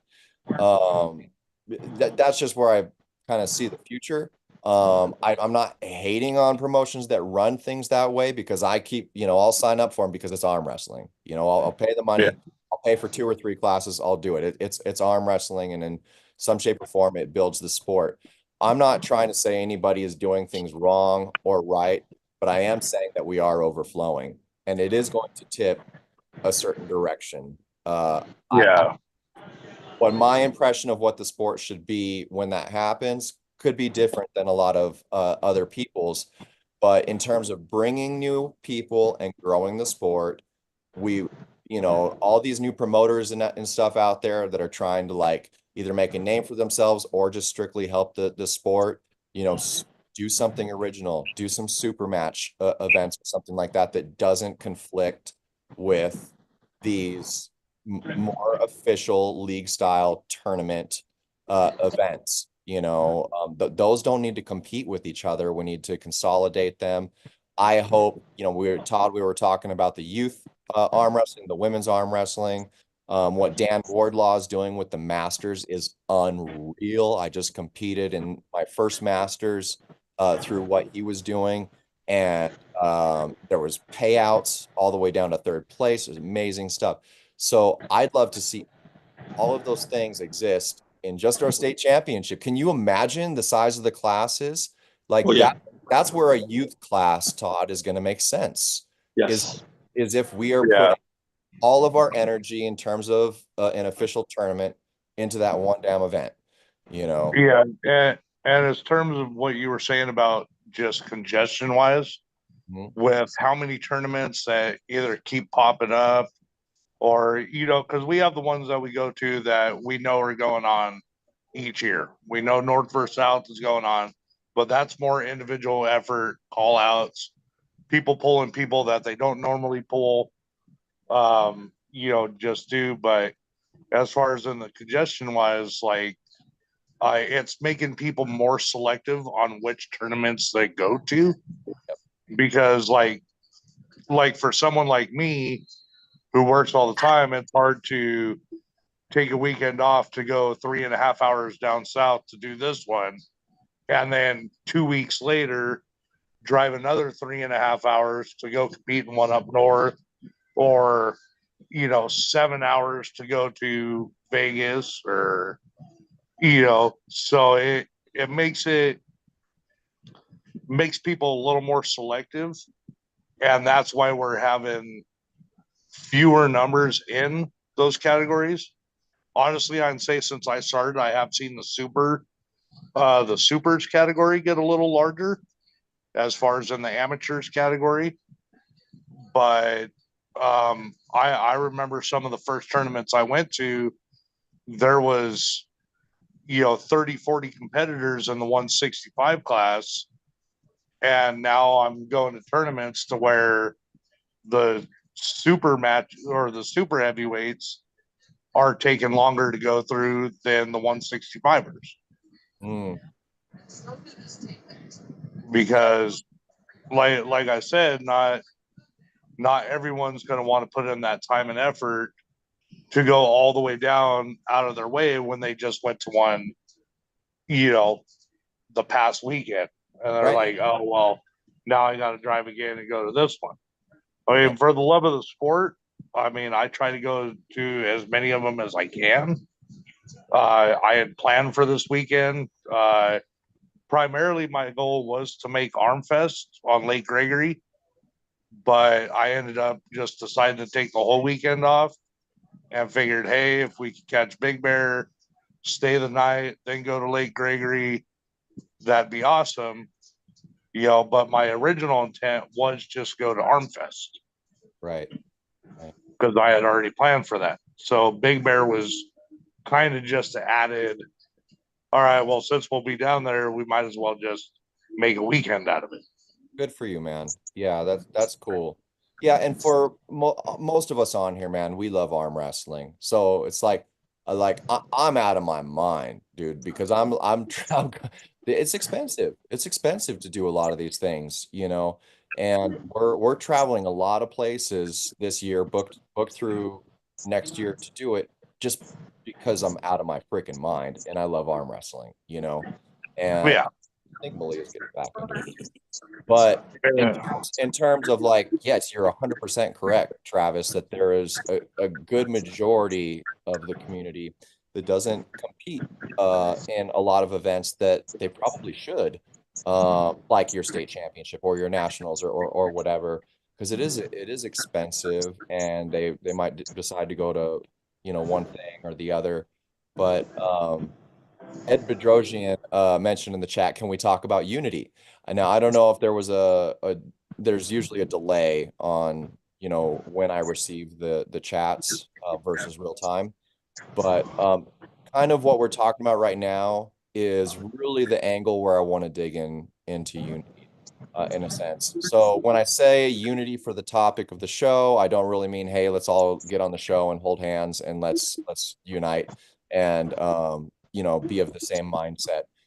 There is a lot of let's say opposite of unity happening right now, which really just kind of spurred the topic.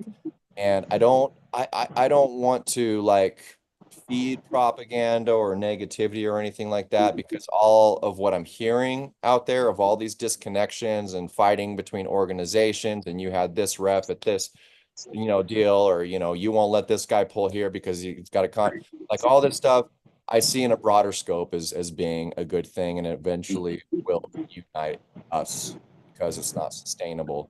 But people, or that question about the Olympics is like the ongoing question for our sport.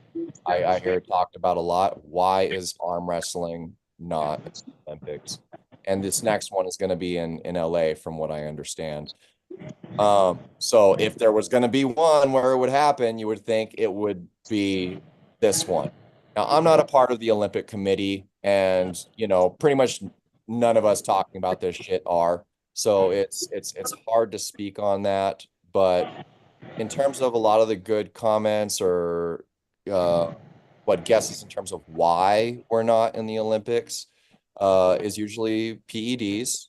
But I don't think it's that because every single event practically, or just a large majority of athletic events in the Olympics, have the ability to and probably tendencies and probably, PED existing in them. We know. And that's why those regulations and testing is in place. So I don't think that's what's keeping us from the Olympics. I think it is the lack of unity. I've heard a lot of people say that's probably the reason.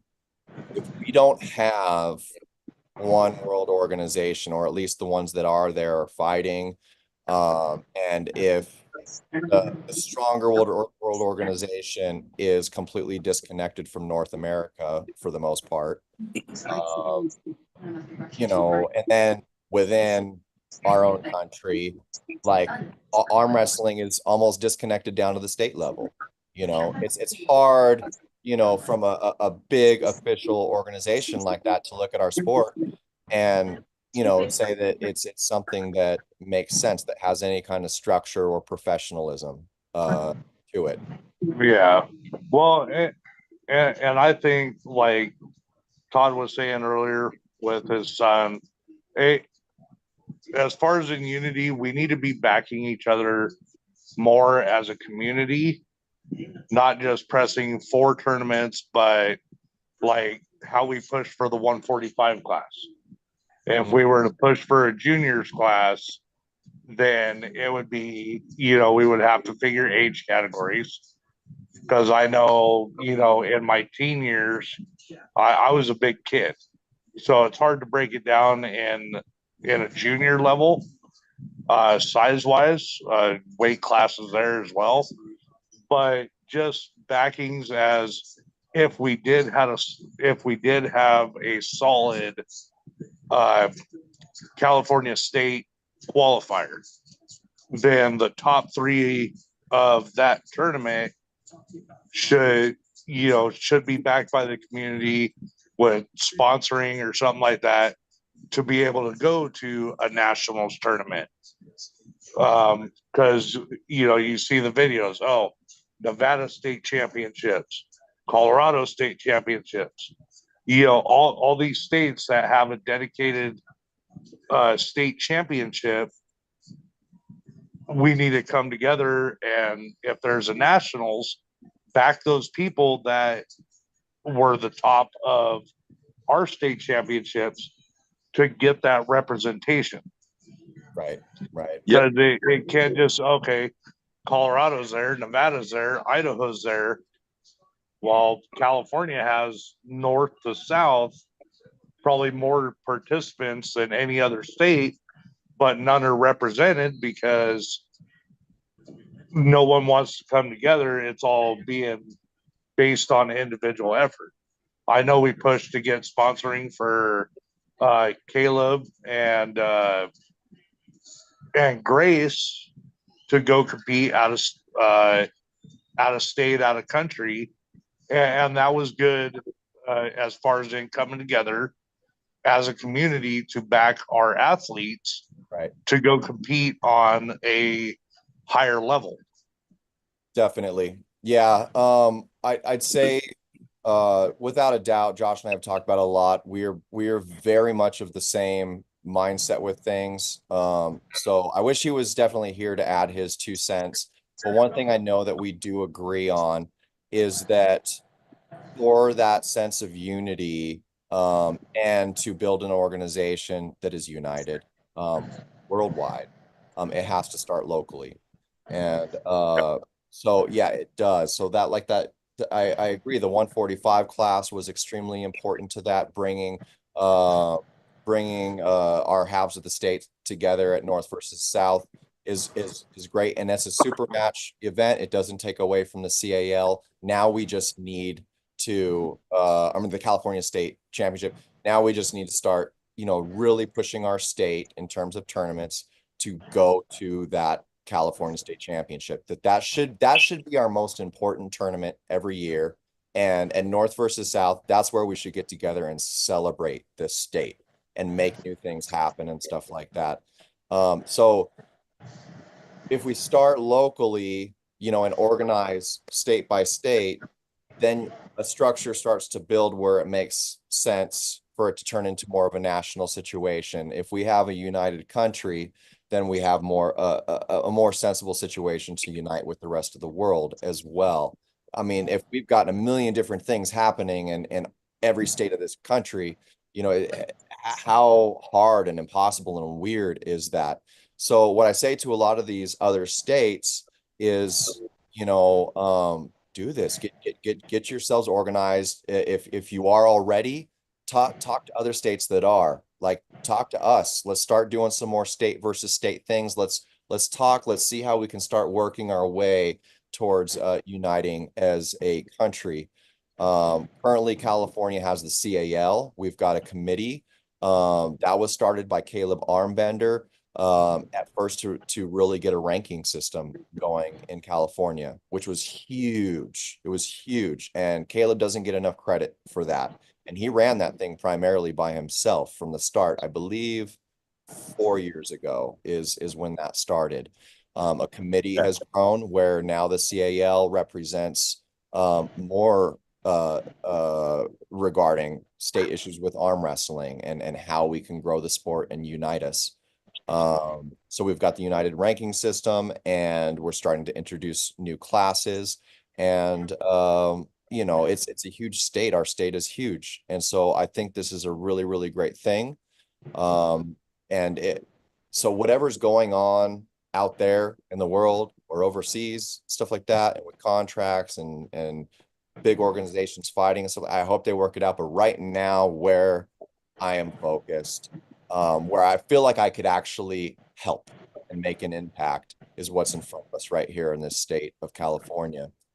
I'm Same. gonna actually head off. I'm gonna head out for a little bit. I'm gonna see if you guys are still back on. But did you have any questions or anything for me? You're awesome. Yeah, man. Yeah. Yeah. Yeah, I might good job I at might Big get Bear, back buddy. on. Yeah, thank you. Yeah, good job at Big Bear. You did awesome. It was awesome watching you pull. Yeah. Appreciate it. Yeah, I got something for you, maybe one Mike. of these days, if I lose my leg, then I'll be able to compete in your weight class, and Right. we'll go for it. Have a good night. If we're still on, pop back in. Yeah, I will. See you guys. See you, buddy.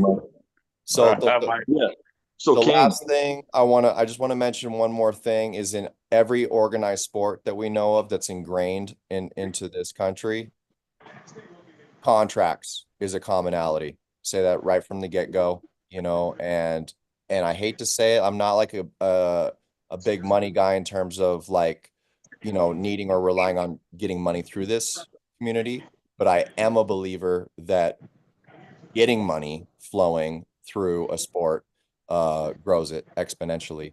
So, and every football player and NFL player and Major League Baseball, the fighters, they're all contracted and they're making money rather than just. And the other thing is the sponsors you mentioned earlier, Todd. So that is great, Travis, what you mentioned about like how we pulled together as a state and we sent a couple people out of state to compete, that we all voted on and thought deserved it. And, we chipped together what we could. Now, in a perfect world, we would have a lot more money flowing through sponsors, where we could do a lot for athletes and actually consider them pro athletes, and they can actually make some money, doing it and focus on their training and get out of it what, from what they're putting in. But for that to happen, let's be real. If we're talking big sponsors, corporate sponsors and things like that, where you're getting legitimate sponsorship money, they need to see proof of success somewhere. And the only way that that's going to happen to me, in terms of like in an organization, where athletes are sponsored, not like a particular event or something that's already huge. Like athletes within an organization, it's going to have to be a unified organization, just hands down. So if that organization is like the go-to for our country, our US's organization, then they'd have potentially their own platform too. That, they have people that they hire and pay to make that platform a successful platform. Now you have a beast pushing out millions and millions of viewers and content that's actually a hub that every corporate sponsor is going to want to be a part of. Last time we had huge sponsors like this in the sport, from what I understand, was Yukon Jack, and the money that was available for that was amazing, but it was because they had ESPN as a platform. But organizationally, man, can you imagine the kind of money that could flow through our sport if it was unified, and through that unified platform, they had their own content, and it was a universal hub. Yeah, man. I mean, it would be cool. I mean, because just the whole sport of arm wrestling has evolved to what we have now. Like you were saying about hopefully seeing it in the Olympics. I mean, it used to be a world strongman sport back in the day, just because it was a test and a feat of strength.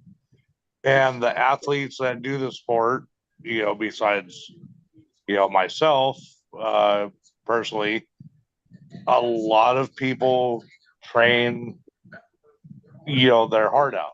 They put in just as much work as, other pro athletes to compete in this sport.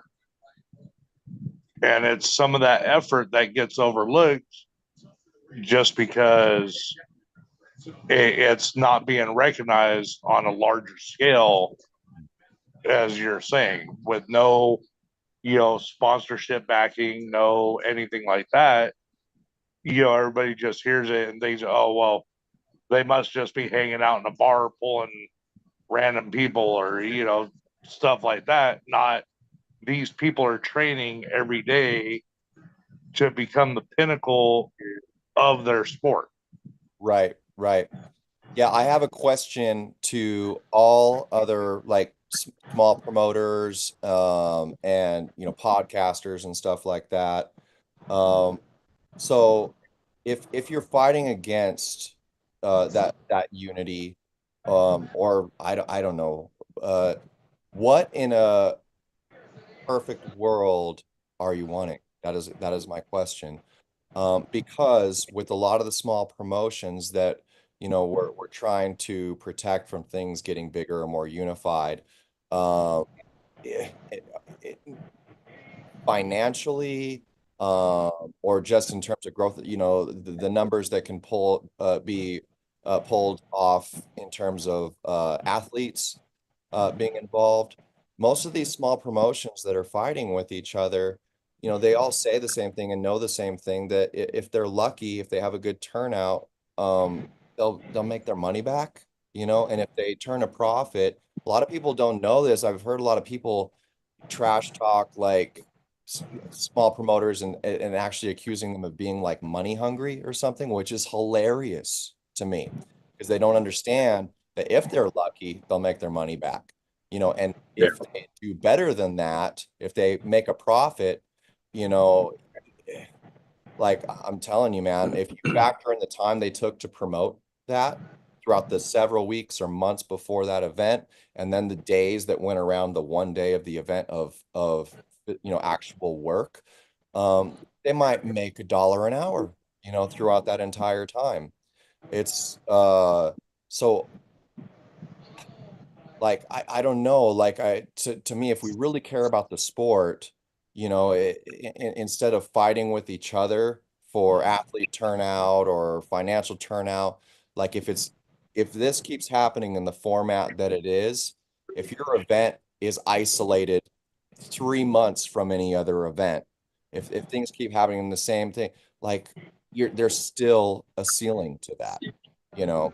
But if we unite, you take your talents, you take your podcasting talents, you take whatever your talents are, and we unify them and come together and try and make something with a common goal, then yeah, we could be looking at something that it's a lot bigger picture. It's more broad strokes, so it's hard to see right now. But if everyone could feed a unified effort, the trickle down that happens from there, now you're looking at lucrative opportunities. Now you're looking at potentially turning pros into real pros making money. Now you're looking at real sponsorship, and now you're looking at the Olympics and a real sport.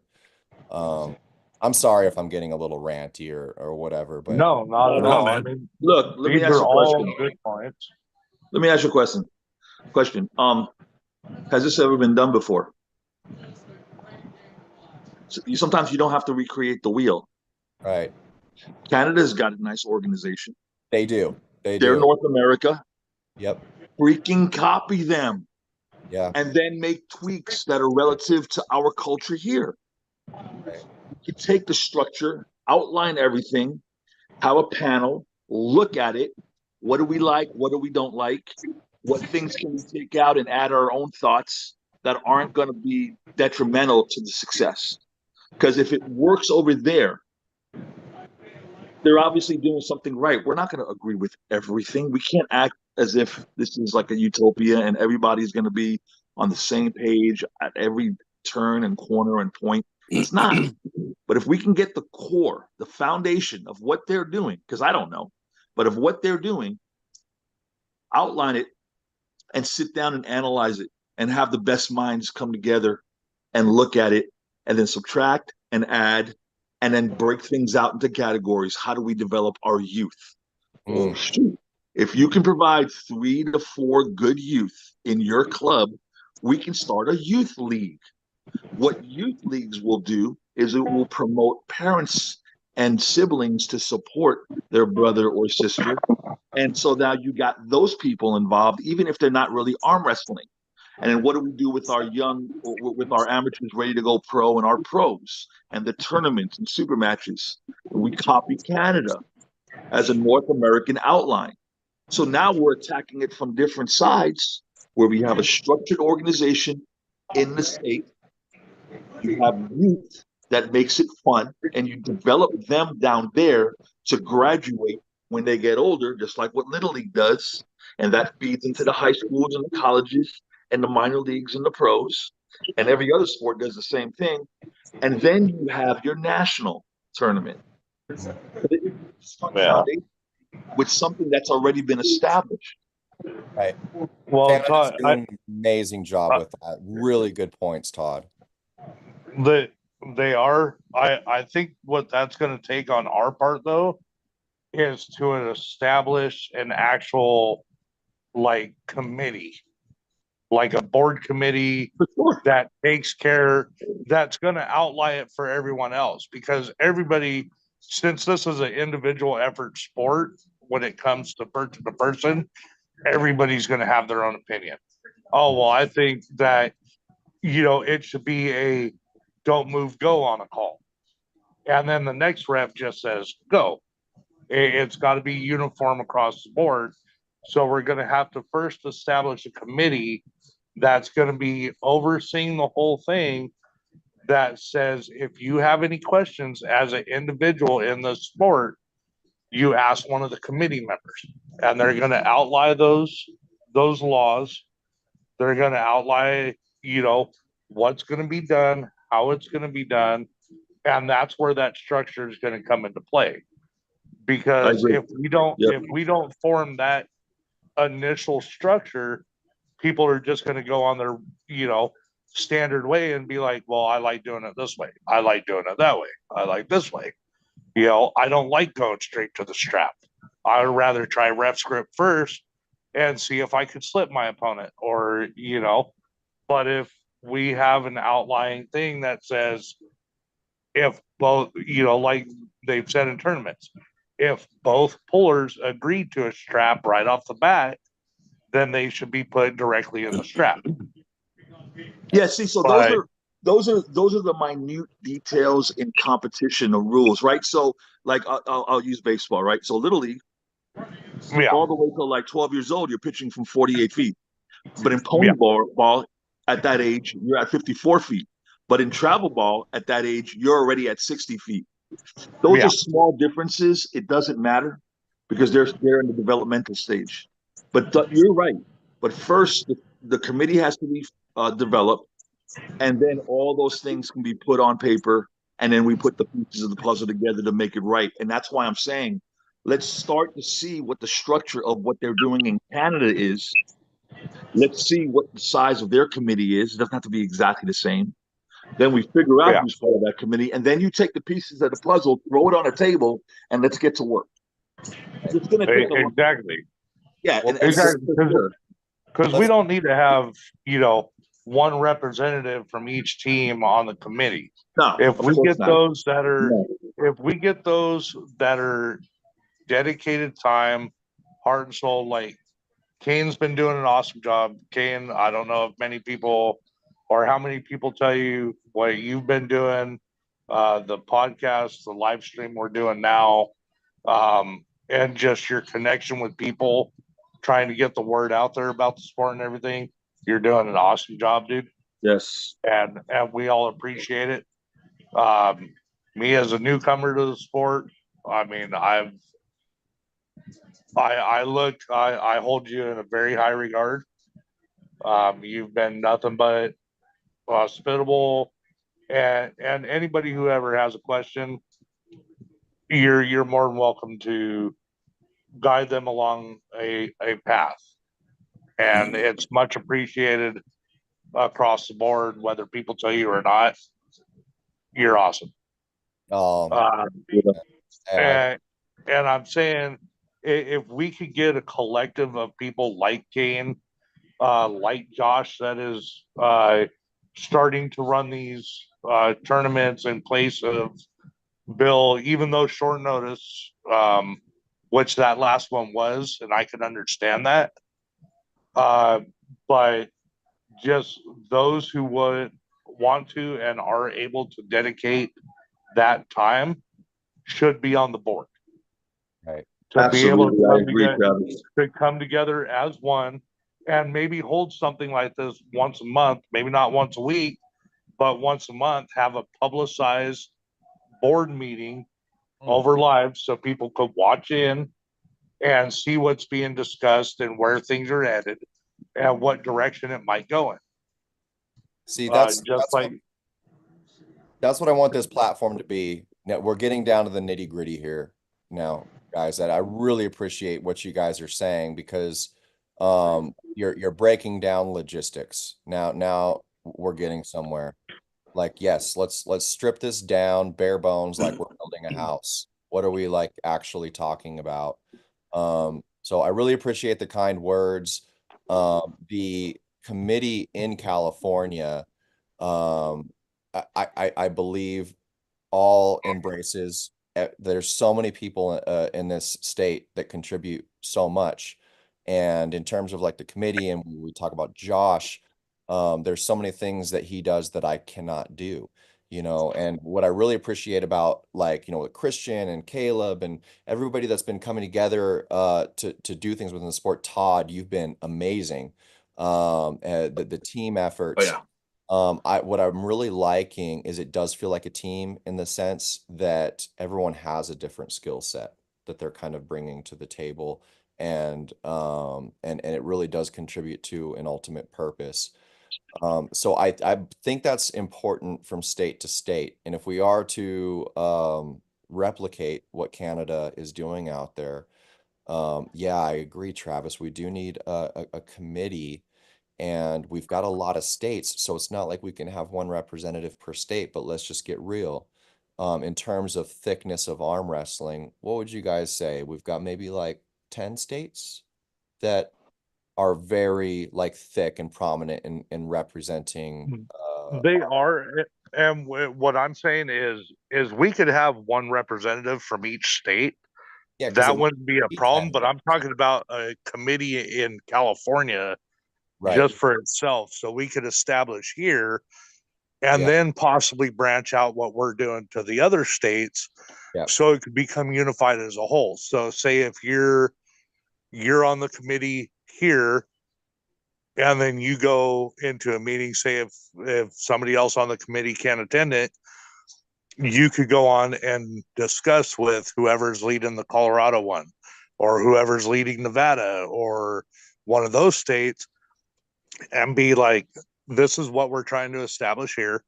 If we could make that uniform across all states, then if, say, someone from California goes to compete over there or goes to national, they're not going to be thrown a curveball when it comes time to anything that's going on, because it'll be a uniform system.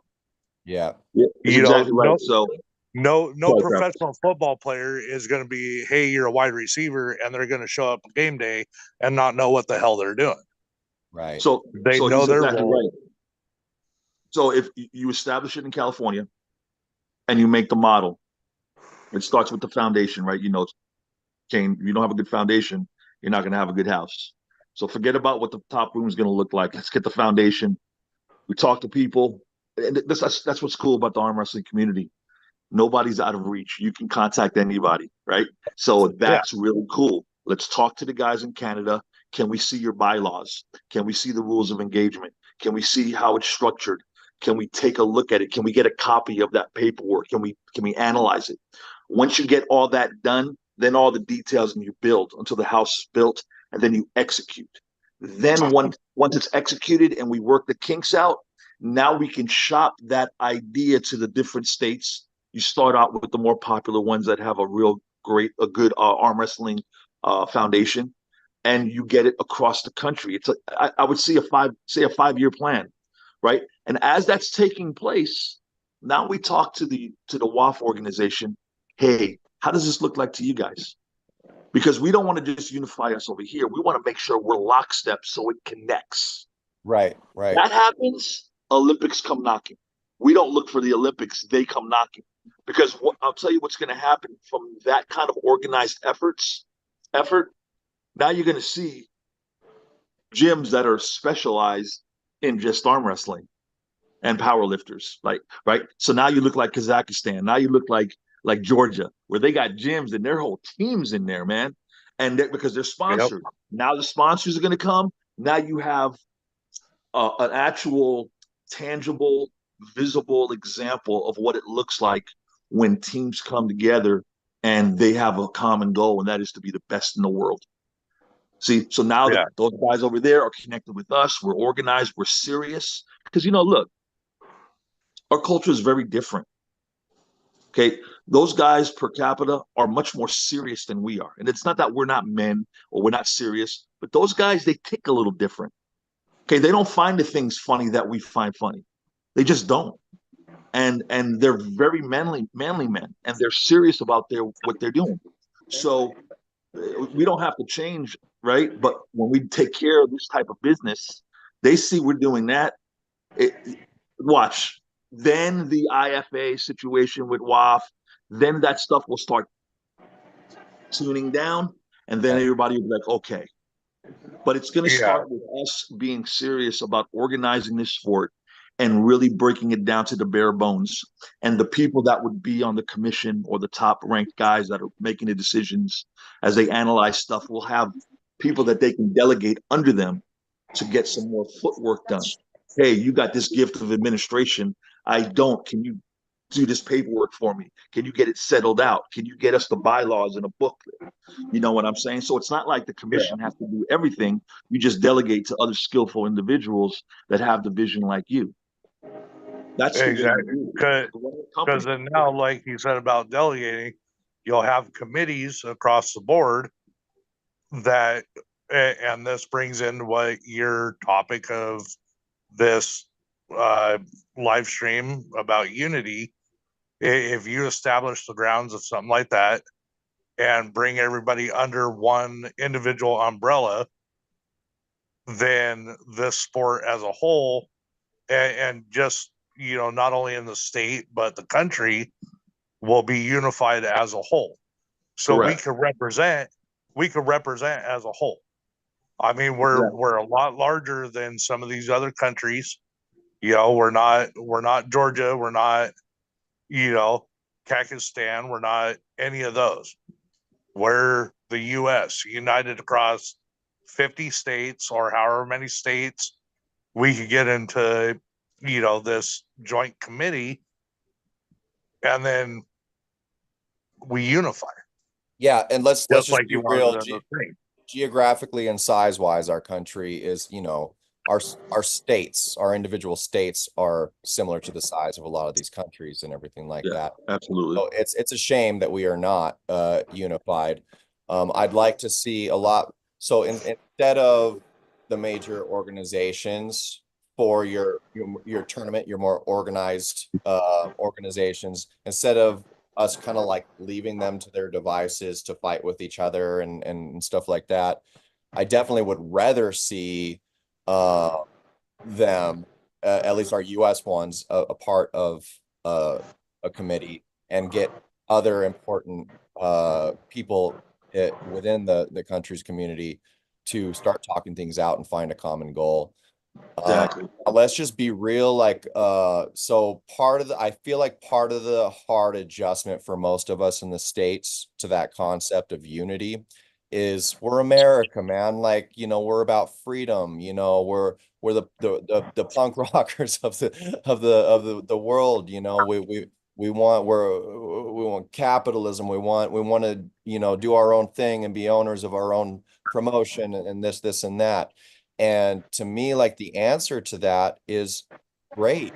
That doesn't have to be stripped from the culture. All that we're really talking about is a unified tournament style organization, right? Where you are having a large pool that's being condensed to competition. That, to me, that's where the league or whatever we're talking about, the organization that is unified, exists. All this other stuff that's more so like the East versus West, King of the Table, both which I support wholeheartedly. I absolutely love what they're doing. Things like that throughout the country, of course, that they can happen. What the high five is doing, that's freaking great. They're like these little super match events. It might just be 5 super matches and a pay-per-view.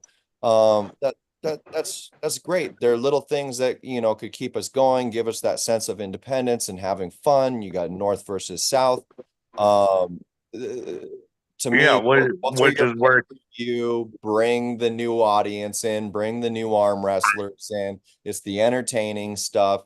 It's a lot of fun. There's a lot of ideas you can do within there. So when we're talking about organizing, that's more specifically in the EFA, the WAF, the state, your state, national. Are we talking Arnold's? There's so many now. Laray's thing, which I'm definitely going to compete at, because for whatever reason, there's a shit ton of heavy hitters that are going to be there in December. So as an athlete, do I want to compete there? Heck yeah.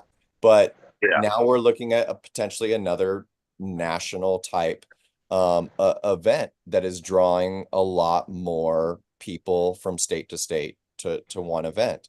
So there's a lot of talented, smart promoters and minds out there. I really do hope that we can put our heads together more as a committee and look towards the future. If money is holding anybody back from doing that, I want to make money on this tournament the way I want to make it, then that doesn't make sense to me. It's just not. I think that's where down the road, like you were saying, sponsorships and stuff like that are going to come into play.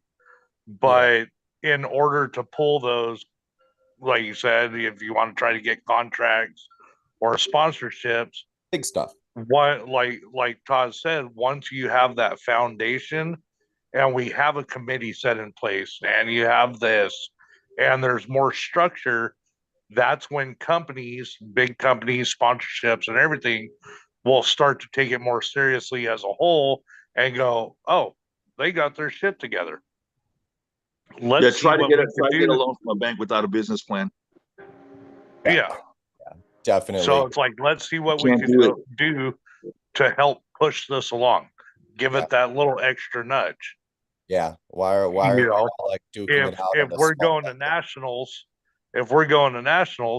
let's see what we could do to push our best athletes in this sport to represent us as a state in that tournament. Right. But until we have that structure, they're just going to be like, oh well, who am I pushing towards? Who am I sponsoring? The event in whole or the individual? There's just so many variables there that until there's that solid foundation, they're not going to know what they're putting their money towards. Right. And that's where a committee is going to really help. Like if I were to just guess right now, spitballing, the best place that sponsorship money is going to go to is the event, but that trickles down through the event to be providing some legitimate payouts. Not only that, but potentially not the need to charge athletes at the same time. Like you travel on your own buck to go there maybe, or something like that. But you know, the winners of that event could get a very large payout potentially. Who's the name of that guy? I think even like other sports, yes, the individuals, if they are, you know, a big enough athlete out there kicking ass and representing for the organization, contracts, they could be sponsored, they can make money. It's all a good thing. The Drew says arm wrestling school programs would be the biggest thing for the future of the growth. I think, yeah, that's a huge building block of it. And I do think that's like what? Drywalling the house, if that makes sense. I think that getting that foundation is going to be the committee and stuff like that. And then the things that are really going to start tying the house in together, definitely youth in schools. I only say that that's not the foundation because I don't think that the schools will allow it or jump on board and support something like that until they see the organization, until they're correct. Exactly. And to touch bases on what Todd was saying earlier, you want to start getting juniors into the sport. Once sponsorships are in place and everything like that, and we have the structure, people are going to start scouting youth, just like any other sport. Yeah. This kid's blowing up in high school football. Let's watch him. Now we're going to sponsor him through college and see where he progresses from there. So now you're going to have kids wanting to more specialize in the sport because they now see it as a future, an opportunity for the future. Not, well, I get to go to this place and compete this weekend, or I get to go over here and compete. Now they can be like, this is what I do. Like little leaguers. Oh yeah, I played baseball. I hope one day I could be in the MLB. I want to play for the Dodgers. I want to play for this. I love now we're gonna have kids saying, I want to represent California in my national tournament. Yeah. I want to represent the USA in the Olympics. Absolutely. It'll just progress. It's starting. It's starting now that California is definitely getting organized. North versus South 1. I felt like I saw some of it North versus South 2, but at North versus South 1, it was wild to see kids running around with straps looking for athletes to sign them. And like, a lot of them were giddy to like meet different arm wrestlers and stuff like that, knew everything about them. And just I could tell you I kind of fangirled when I went to my first tournament. I went to Hawthorne, Nevada was my first tournament. And I met Craig Toulier, Ron Bath, Alex Toproll, Justin Bishop, Derek Smith was there, Cobra Rhodes. Just a lot of the guys that I watched when they were on Game of Arms. And Touye at first was kind of like, he's all, but it did give us a good little push in the future of our sport. He wasn't too happy with the fact just about the show, but he said it did give our sport a good little push. But I fangirled. I was like, oh, I saw him on TV. I saw it the first time I met Tom Nelson. I was like, dude, I was watching you on friggin' TV going, man, I want to do that. But at the time, I didn't know how to get into the sport. I didn't know how to find teams around me. And it wasn't until Devin or whoever developed and put out the ArmBet app was when I actually connected with Rick and everybody in Santa Maria and actually found that there was a team local to me. And then I was able to start training and getting into the sport and, you know, learning what I've learned now, which still is far less experience than I would like to have. I mean, honestly, I wish I could have got into the sport when I was, you know, Todd's son's age, or even in my 20s when I was actually in decent shape. It just, you know, that's the thing about it too. The larger we can make this and the more organized we make it, the more younger people we're going to be getting into the sport, you know, because now you see it and we have old man strong and this and that, but it's people that have been in the sport 20, 30 years, but that's because it's been through family and friends and, you know, they've been in and know the community. If you're an outsider like me who didn't know how to get into the sport, once things are unified, if you have a thing, oh, well, I type in arm wrestling on the computer and look, now I can find a list of teams in my local area and there's contact information. Or I could contact or send an email to the committee and they could hook me up with someone locally. Hell yeah. Holy Or smokes, you know recommend what? The arm wrestling teams need to get websites. Yeah, that's a good point. Social media is great, but sometimes if you don't know it's there, and websites just with contact information, just general stuff, a few videos, and a little speech by somebody on a video, and you're done. But yeah, sorry to interrupt you, Travis. Oh, no. I mean, I'm tend to get on tangents, so sorry for ranting, but you know, you're absolutely right. If we had the right information in the correct locations, I think it would open the sport up to the eye of a lot of people. Isn't Ryan Espy? Sorry. Oh, no. What were you gonna say?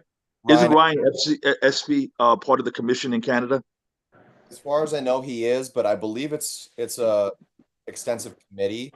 And I can tell you right now, I'm gonna well, I don't know if I'll timestamp. I'm gonna reach out 100%. Yeah. I'm gonna reach out to them and just ask for their assistance. You know, I want to know like how they organize, what their organization looks like, and see if we can work from a state level outward to replicating something like that. But first, Travis, I gotta know, dude, like, what's Derek Smith like in real life? I'm like a mega fanboy of him. Does he smell nice? Like, what was he like when you met him? Honestly, it was from a distance. I mean, I knew who he was, and I mean, honestly, I'm not a small guy. When I first got into the sport, I was sub 300. I was like 285, but honestly, that was the first time I walked into a room with a collective group of people where I felt small. and I was like, holy shit, this is like I was like that song, A Whole New World. Yeah. I was like, what the hell is this? I was like, holy shit. Then see, you know, meeting people like Ron Bass. Ron Bass is a fucking beast, dude. Yeah. Like just shaking his hand. I was like, you know, we touched on that on another one about just like worker strong and trainer strong. Like you can tell somebody who has worker hands. Yeah. You know, that have been in farming or welding or some hands-on field for a long time. Right. They just have that natural, you shake their hand and you're like, that's a different feeling type of hand right there. Thank you, Travis. In terms of the accessibility, that is a beautiful thing about this sport. And I hope if we do unify and things go the way we want it to go, that we never lose touch with that. But everybody being so accessible to the highest levels, I've met a lot of people in our community, and I still to this day, like, Derek is just become such a good friend to me. But above all of those people, I don't care what names we're talking about, Derek is always going to be larger than life to me. That dude. Oh, yeah. Same. And I don't just mean like literally in terms of size. Derek he's just one of the best people you're gonna know, especially in the sport. And he definitely wears his heart on his sleeve, and he represents our sport really, really well. And I think he does. I had a good little chance to have a couple minutes and actually be able to chit chat with him at Armfest when we were down there. And you're right. He's very down to earth about it. He loves the sport like like no other. And for someone like that, because some people, when they get into a spot in their profession or in their sports, they get an air around them to where, like, oh well, I'm gonna go talk to these people. I don't have time for you, and like, oh well, you're still an amateur. Talk to me when you get a little more experience under your belt, or right. This or that, and just to have that humbleness to be like, hey, I'll guide you in whichever way I can to make you a better puller, or to be able to compete against someone like me one day, or anything like that. It really hits home, because everybody always says, you never want to meet your idols. Yeah. But let me tell you something. Yeah, Derek is the most generous person, along with Kane, along with Ricky. Like, our team is Johnny. I mean, it's a godsend. I'll tell you right now. Derek Smith, I think 3 or 4 months into my son's journey, he's now about a year and 7 or 8 months in. That guy came over my house. First of all, my family laughed at me after he left because he's so big. He made me look like I look next to my oldest son. Yeah. Who's not a big guy. He's not big. Talented, yeah. But small, right? And Elijah is the anti-Anthony. That's what I call Elijah. So he spent literally like 2.5 hours here breaking stuff down scientifically in arm wrestling, how not to hurt yourself, recommending, not commanding or anything. Went into my garage where all the equipment is, showing us different exercises, introduced us to the JM press, just complete verbal therapy. He's so generous. Why he doesn't even know us? But it wasn't 4 months. It was like 2 months in, and he came to visit me and my son. I just can't tell you how what a privilege that is. A world-class athlete like Derek, to take the time out for really nobody. He doesn't know us, So it's a privilege. I just wanted to say that on the show. People that don't know Derek really need to understand it's so much more than arm wrestling with him. It's relationship. And Alpha Empire, is for me, it's we're lifers, even though we just basically started. So, and that brings it back to what we said before about this just being a family atmosphere. Like, in a whole, it's even though everybody's their own individual, when everybody gets together, it's like a large family. Yep. Right. Yep. Whether you know the person or not, we make those connections.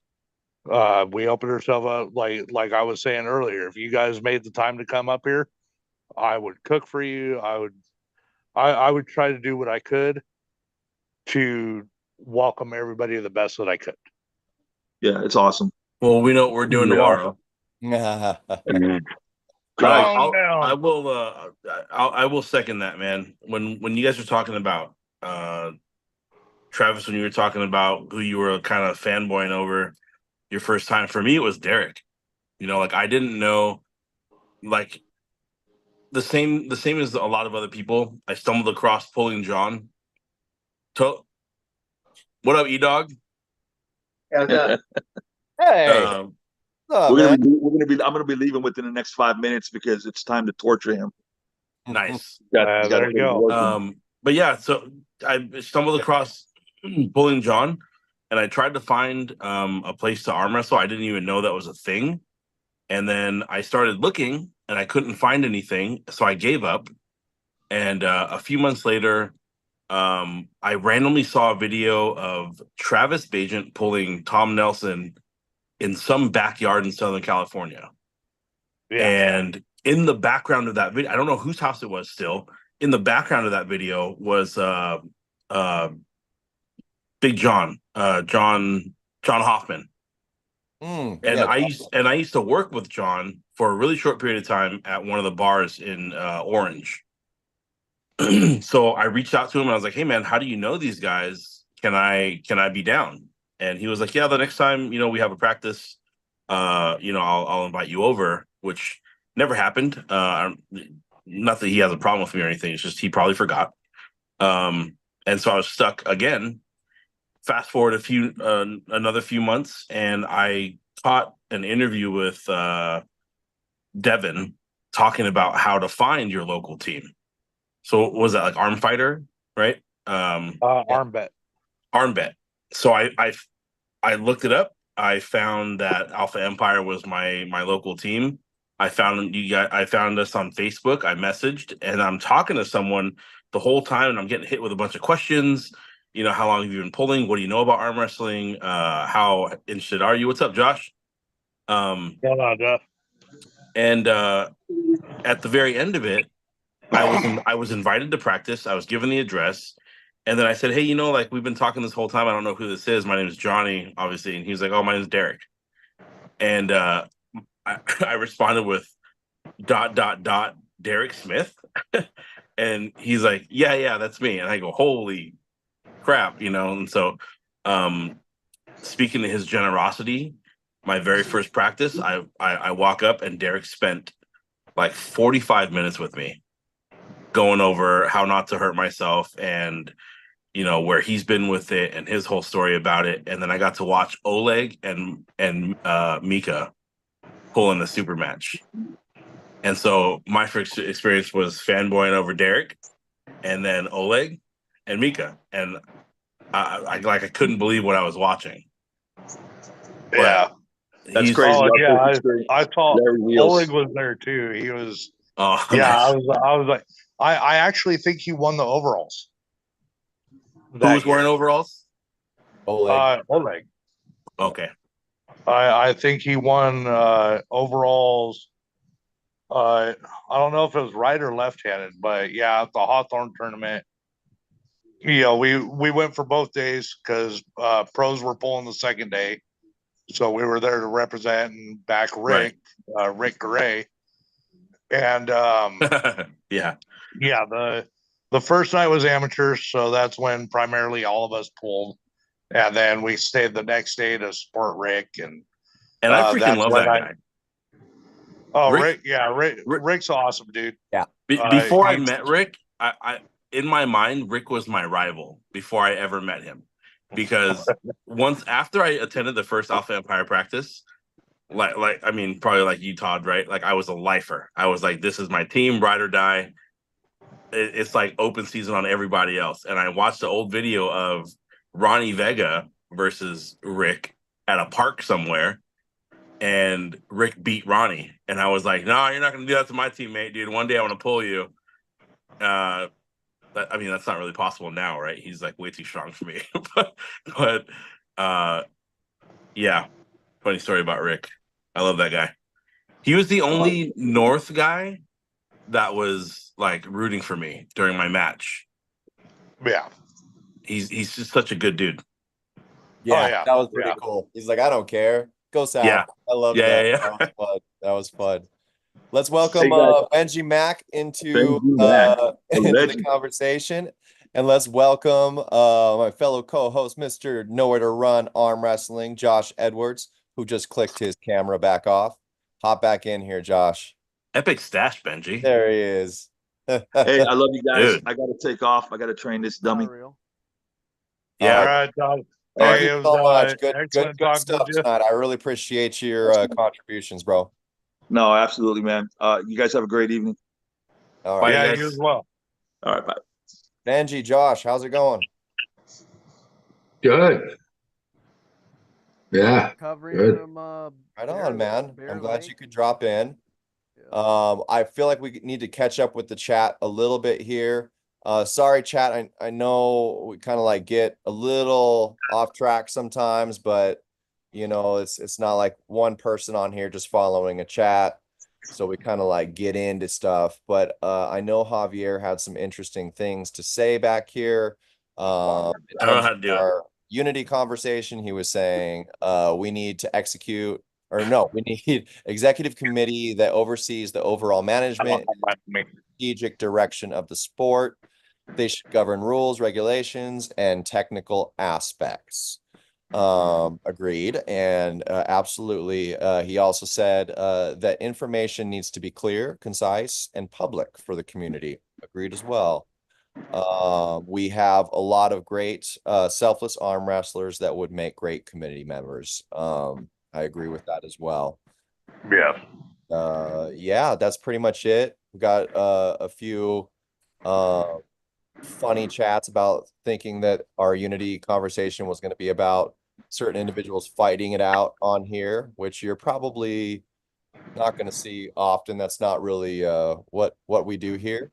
But I can tell you that all the people mentioned in the chat that you thought were going to fight, that you might have seen some fire in social medias and stuff like that. They all love each other. We all got nothing but love for each other. So that's all I got to say about that. Yeah, and touching on what Todd was saying before he left, I do think that we need to come together as a whole and each team build a page or something, try to get the information on the internet, so that way there's a central location or place for people who are interested in the sport to be able to click on or go on to find where their local team is, who they can contact. If they can't contact someone in that area, someone could refer them. And that's still going to boil down to establishing a committee at some point first. And that could be initial point of contact. And then from there, they could be like, okay, what's your location in California? All right, you're closer to this area, contact this person or contact this team or, search this person out. And I think it'll really help guide people to where they're able to find a spot to where they could get into. Because like Johnny was saying about how it took him months to try to get into somewhere. Yeah. Even though he was interested in me, it took a while.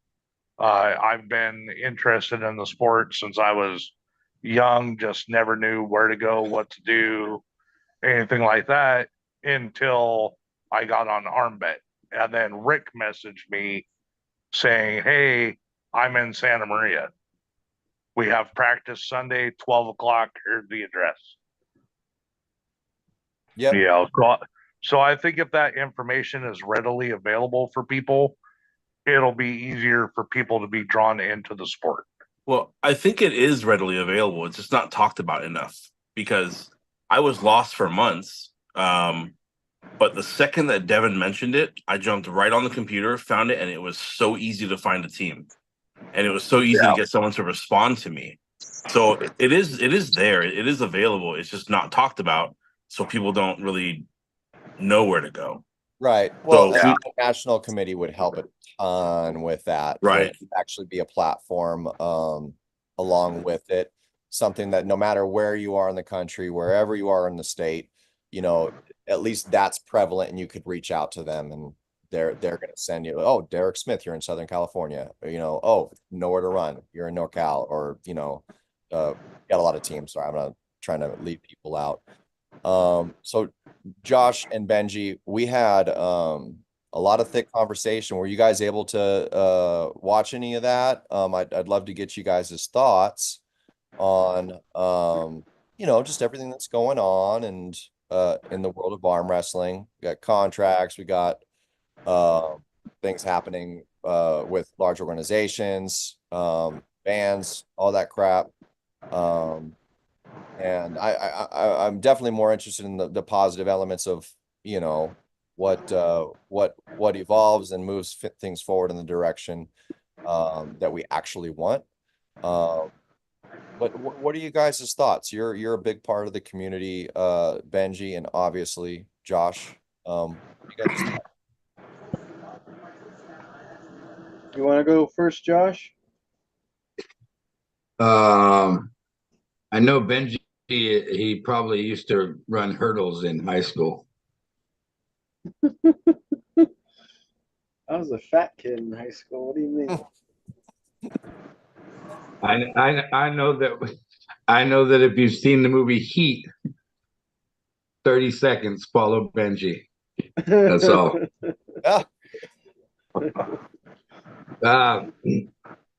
No, I mean, you're talking about the unity between all the big organizations and everything? Yeah, things are a little bit congested out there. A lot of people seem to be fighting over a lot of things. You know, about be it the contracts or the organizations. What are your thoughts, Josh? I mean, I think that it's okay to have the back and forth, because we're talking about major organizations like across the world. We're talking about like North America, over in Europe, things like that, right? Obviously, the sport in the area is growing right now. You kind of have to build what you have first, right? Like a state or a North American level, and you know they have to build their European thing. But to expect everything to just kind of mesh together right away is implausible, right? It's not really probably beneficial either, because I think everybody needs to get their roots established, and then I think organically and naturally things will kind of flow together as more and more people want the sport to reach the next level. Right now, I think too many people are concerned about trying to be the one running it or whatever, right? This guy wants his organization to be the know all see all, and so does everybody else. And that's okay, right? Because that's where growth is going to come from and stuff like that. But if we ever do, you know, if we're looking towards the Olympic level or anything like that, yeah, people obviously are going to have to figure it out and figure out what organization is going to be the head of everything. Separately from that, I don't think that any organization should be able to tell the next one what they can do at their events, right? Unless you're financing the event, right? If you're paying for the event or something like that, or whatever, yeah, that's a whole different story. But if this grassroots club over here, or Knuckles Up, or these different guys are running their own things, I don't think that it should really. It's kind of arbitrary. I don't think anybody should be able to tell anybody what to do. And the more that we try to hinder the next guy from growing, then it kind of just stays stagnant and sits where we've already been. Yeah, it's hard to say. I think it's a real sensitive time. It's kind of like when UFC was fighting with Strike Force and WEC, and then absorbed them all, and don't hear anything about that. And they're the the epitome of MMA. So I just really hope that it gets resolved soon, because you hate to see arm wrestling get stopped because of leagues or politics. But it's really complicated. I don't know.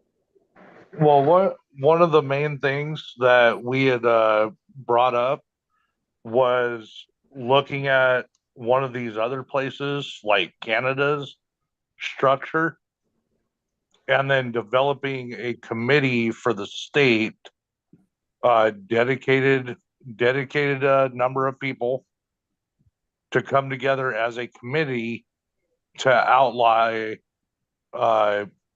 rules and regulations to be set across the board. That way, once a foundation's established, we can reach out to other states, establish committees with them to unify as a whole. So when it doesn't matter if you compete in California or if you go to compete at a national level, everybody's going to have the same unified system. So there's no questions on, well, they do it this way here, they do it this way there. It'll all be under one umbrella. Right. That sounds nice, but it's going to be hard to do and enforce. The different leagues like Freedom. I like that for the organization and all the utilities of that, but then you get into the interesting aspects of like ethics committee, like the Canadian Council was doing versus Devon, and trying to I don't know, they were trying to stop him in some weird way. I don't know. I think it's good for the organization and the benefit of the sport, having some unity, some unified rules and stuff. But I don't know. I think it kind of plays out in its own. For the organization, I think that's great. Having some type of council and leagues and state to state organization is going to be epic. Yeah, because I mean, once you get that established in foundation, things like the Olympics will come. Because if everybody's got on the same track nationwide, then we're able to say, hey, USA could represent. Just like some of these other countries that dedicate to a system, you could start to now appeal to sponsorships or stuff like that, because now you have a base foundation that they will look at you seriously. Right. The There has to problem be is- an overall unified platform for sponsors to be interested. Here's my question for what you're talking about, Travis. It definitely, like, I agree with Benji. All that stuff sounds nice, but if we just take a step back here and think about it, don't you think that maybe trying to add this committee thing for the state itself is kind of a form of division, unless we're going to follow one of these major entities or whatever it is? And if that's the case, then shouldn't we just be trying to have a member from here be on that board and join like the overall world entity or whatever it might be? Because if we just all continue to create like this state has this group and this, everybody's still going to have their own viewpoints and their own ideas of what they want to do, unless we all say, okay, California's jumping on board with WAF rules and WAF regulations and WAF, ethics and all these different things, and then we all follow that. Otherwise, you still just have a bunch of people that are doing different stuff, and then it's just more people mad or irritated or whatever. That's where I think a committee would come in, because then you would have those people to establish which direction we're going to go in. Because everybody's going to have their individual opinions on what they want to do, what they don't want to do. But if it's unified, because like I said, like if we have people like you who have been dedicating yourself to the sport, Kane, Benji's been in there with the filming and everything. So if you just had a base committee to where teams could contact as well. So say like if Rick had a question about an upcoming tournament, he could get a hold of someone on the board. Hey, what can we expect to look towards at this tournament? What should we be working towards? What format is it going to be in? How is it being run? You know, instead of showing up and you have even on minute things that could all be worked out at some point and this and that, but you'll have a basis established if you have a set group of people to underlie those things. Go ahead, but my thing real quick is the Olympics. You talk about the bureaucracy and politics involved going on now. Imagine with the Olympics, you know, it's going to be their rules or the highway, and I don't think everybody wants to be in the Olympics. Yeah, of course not. Yeah, well, far from it. You raised up a really good point, Josh, and I yeah, you as well, Benji, about that. Why not just get on board with WAF or IFA or something?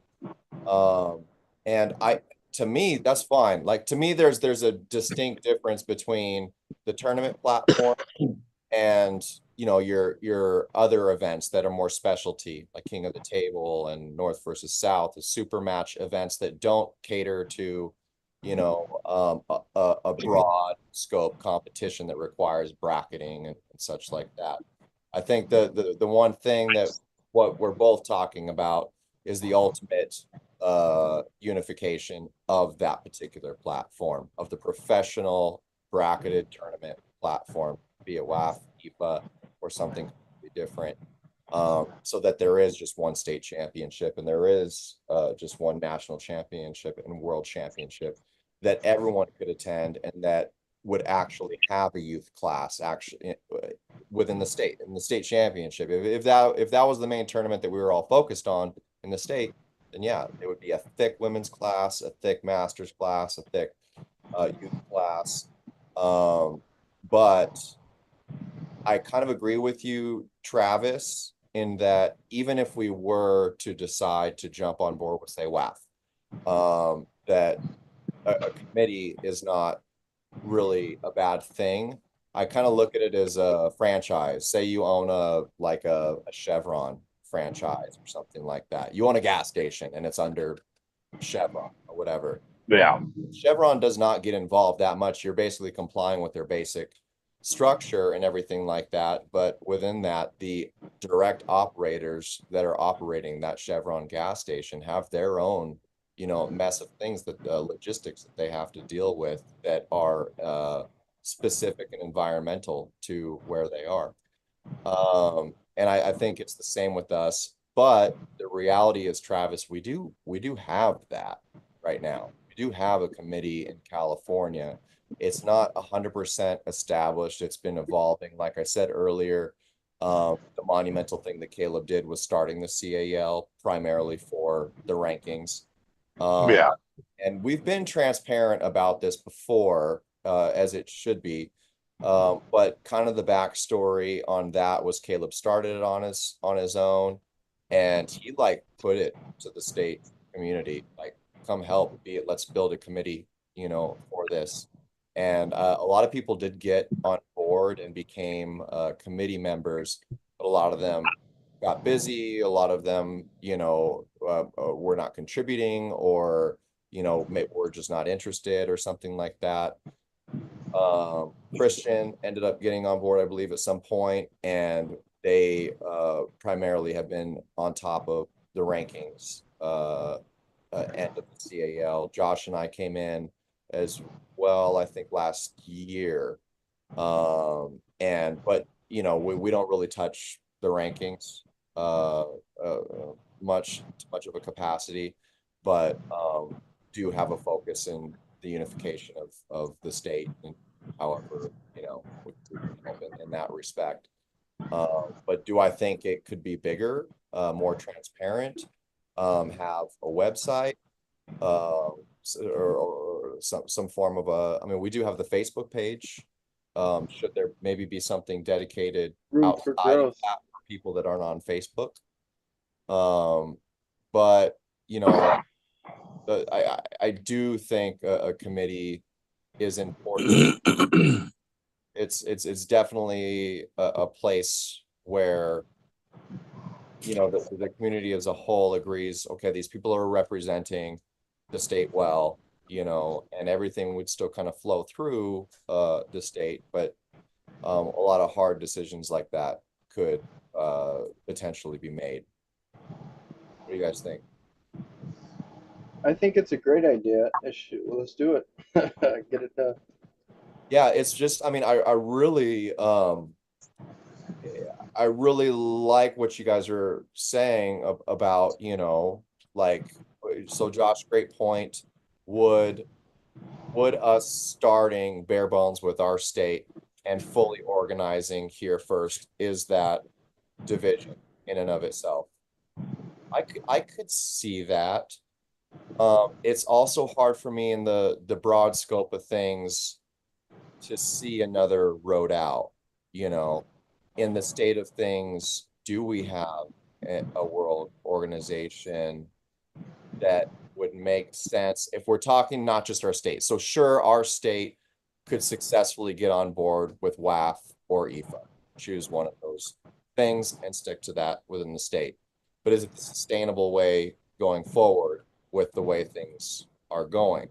So why don't we just build see, here's the thing, right?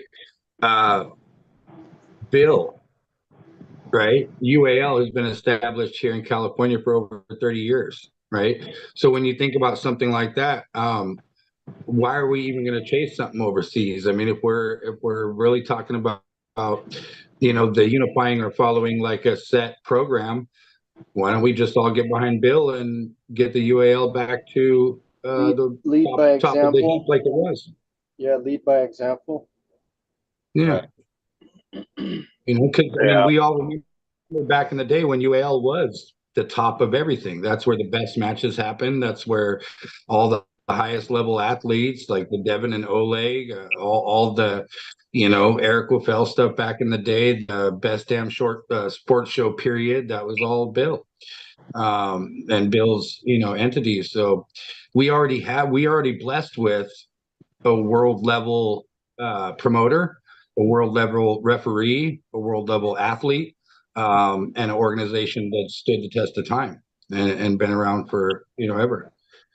I just feel like that's what I meant by creating division. We already have something here to build off of, and Bill has consistently provided the highest level tournaments right here on the West Coast.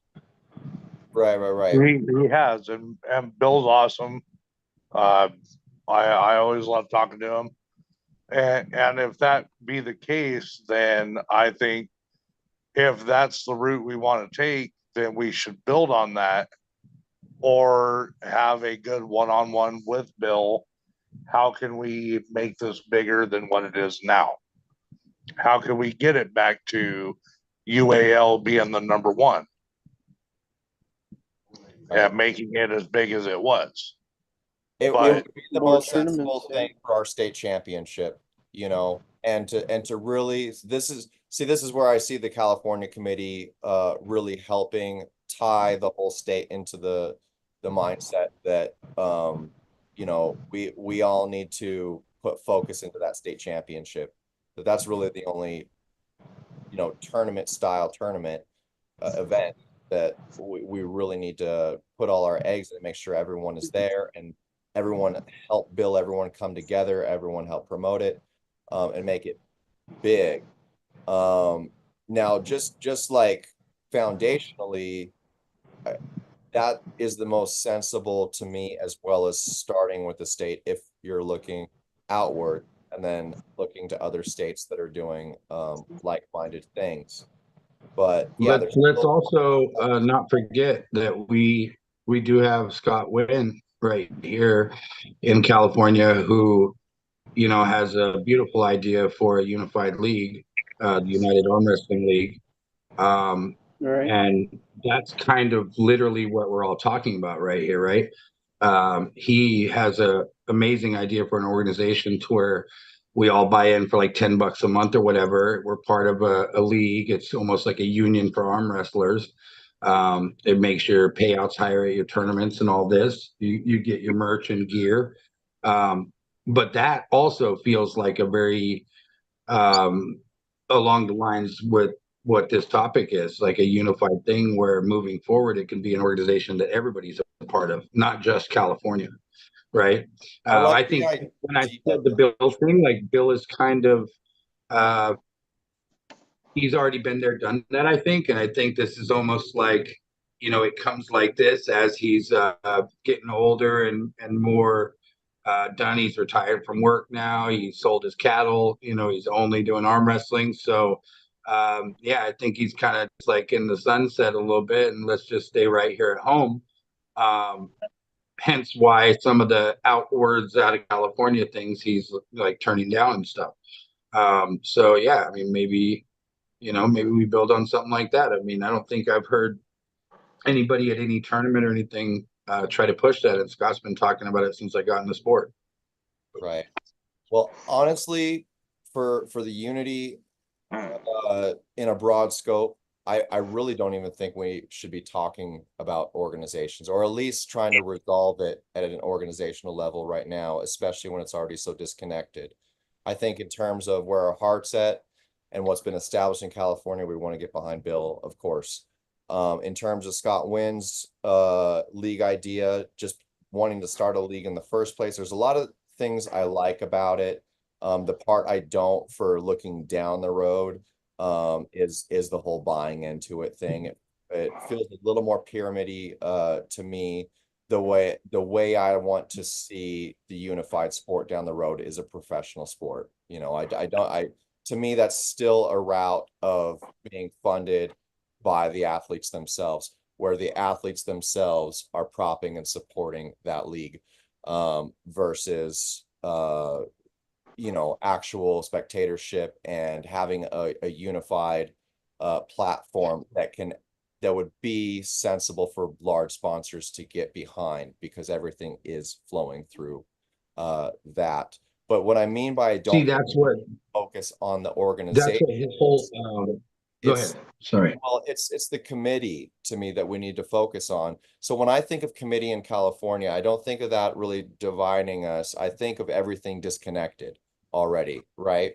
So if there was a committee and an organization in California that worked, and we could tie ourselves into other states and regions of the country that are doing the same thing, the main goal being that there'd be an international committee that is not, rather than a lot of key people within the country that are wanting to purely help support and lift and unify the sport, it being these organizations being left to their own devices to fight with each other and compete with each other and do all these things.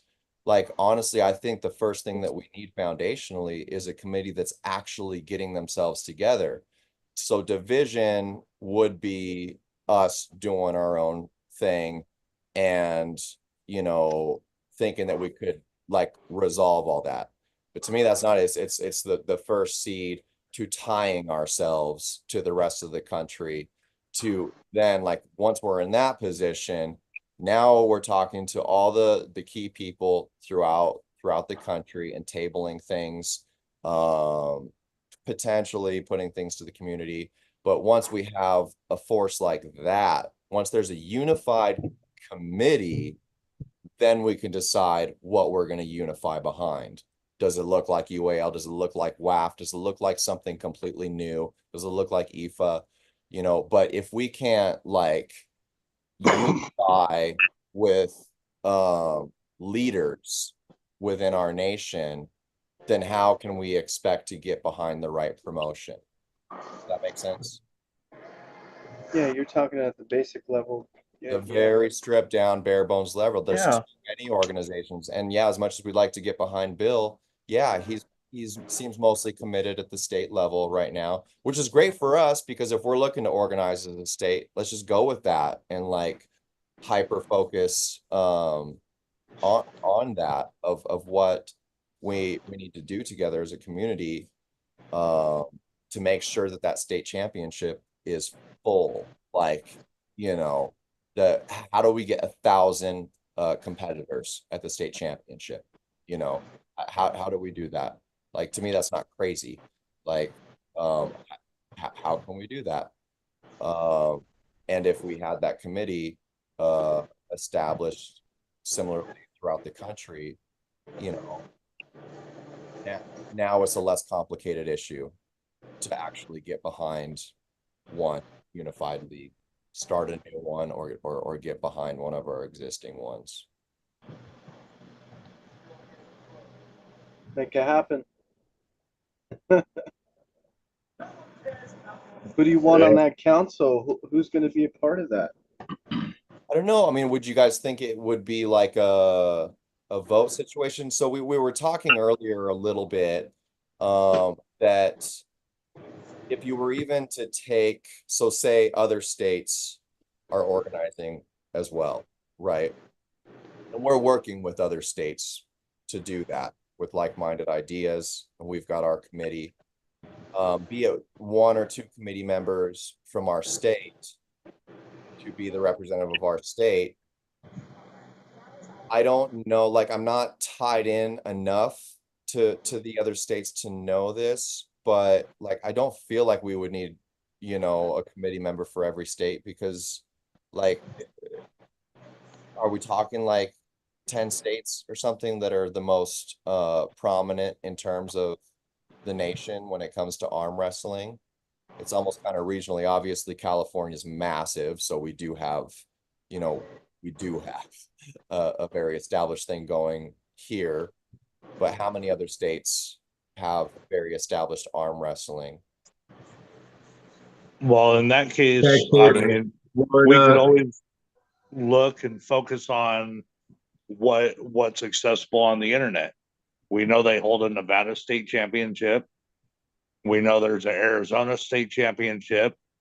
There's a New York state championship. Texas. There's Texas. Okay. Shitload. Michigan. Yeah, Michigan. Michigan's like the biggest of them all. Yeah. I know. North Carolina. Yeah, Ohio. I think Utah. I competed in Utah. Is Virginia in that conversation? West Virginia with Travis a little bit. Yeah, I think mostly North Carolina in that area is kind of Florida. Yeah, Florida. That's 10 right there. Oregon, yeah. Arkansas, Missouri. Oklahoma's Missouri for sure. Colorado. So that's like 13 already. I mean, you got pretty much everywhere. Oregon's got one. Washington's got one with Tim Talmadge. Yeah, Tim's primarily Arizona now, but yeah, He still does the Washington, or used to at least. The event out there, yeah. Yeah, I think they have a house out there. I would say whoever ends up on the committee can research and maybe start reaching out to say, you know, hey, who's like running your events? Who's the main guy to talk to if you were going to that state championship? Who's the contact guy? Yeah.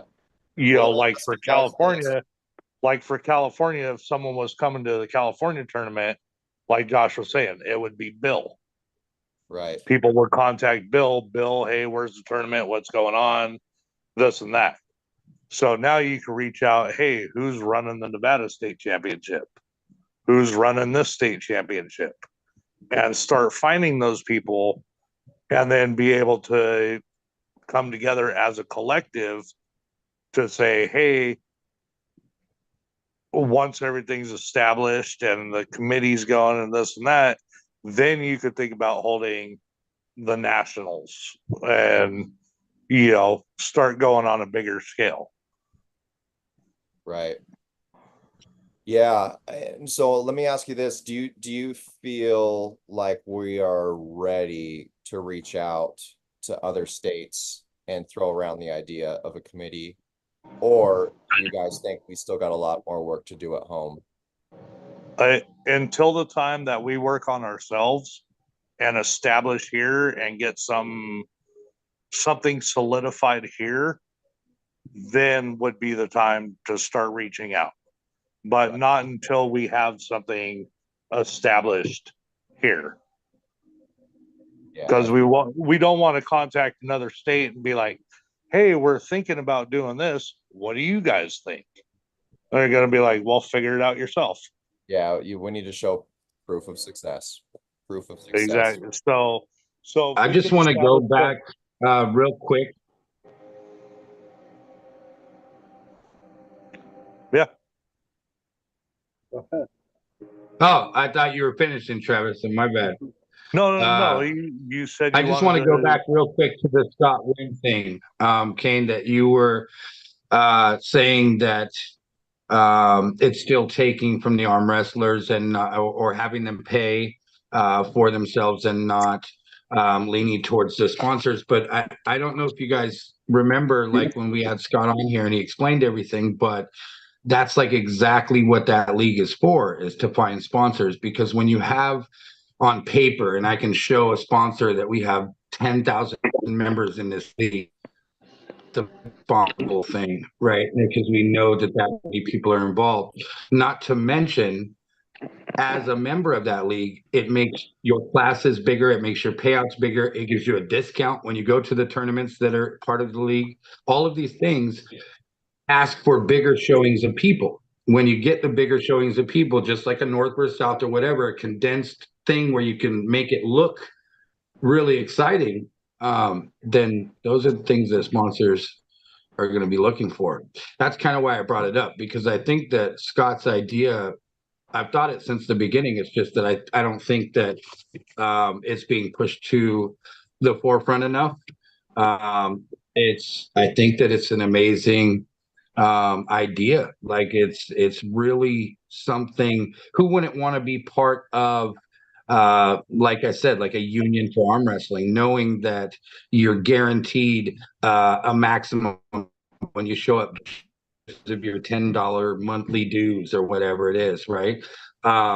You're getting memorabilia with that. You're getting, like I said, discounted entry fees, and then when you show up to the tournament, if the normal payout is $100 or whatever, you're getting $1,000 because you're a league member, right? And so that alone is going to draw huge crowds of people, and then also the people that are interested in sponsoring, they're going to be like, whoa, this is a unified league. Look how many people they have involved, as opposed to all the different sporadic offshoots of different leagues or organizations. And it's like, okay, I could sponsor a little bit with this single event. But when you have a league like that and they know that it's this many people involved and we're going to do this many events a year, now we're doing a big sponsorship where we're talking contracted sponsorship. Yeah, and that kind of, Josh, also goes back to it's a great idea. It sounds like a great idea, but it's going to have to be agreed upon by a collective of people, and then Can you laid out mute him too? How do we mute him? And then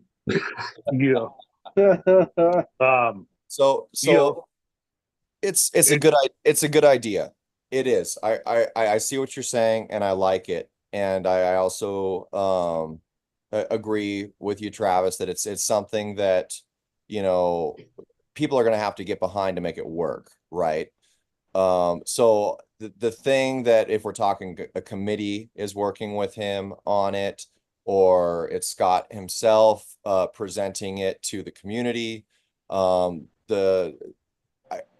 I personally would want to see the logistics of it written out. You know what I mean? I'd want to see how it all translates out to affording for that cheap membership which in reality, I mean, I do like that that sounds cheaper than the cost of an entry fee, right? With a little bit of perks and stuff, it is more affordable, right? So, but if we are talking that cheap to buy into this organization, I'd really want to see or work with him or have somebody work with him that has those logistics drawn out to show the community or the committee how that actually does factor out realistically to payouts, free entries, perks, merch, and stuff like that, how it can afford that, because somebody's got to make money to sustain it too. So I just want to see how all discounted entry. Right. Discounted. Yeah. Not free. Okay. So I definitely would just want to see how that all trickles out to not just make sense for the athletes in the long term, but for the organization itself, that it shows there's financial stability and stuff for it. And then the end goal of sponsorship. So I do see that it could be a route to major sponsorships if it succeeded in unifying everybody, you know, into the one platform.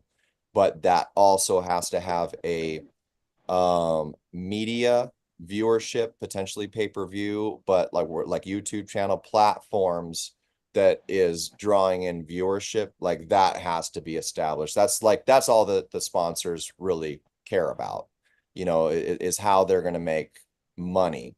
So we can have our entire like community behind us. Like for example, like WAF, okay?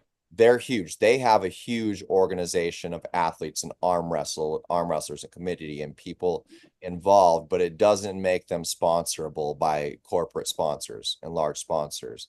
WAF would have to establish a platform as big as King of the Table or East versus West or something like that, that is drawing in millions of viewers that are also general audience type people, to actually say, okay, like, you know, if I give these people $40,000 for this event, if I give them $200,000 for this event, I'm going to make money because there's going to be about 15 million people that are going to see it this year and projected in 5 years, you know, like whatever.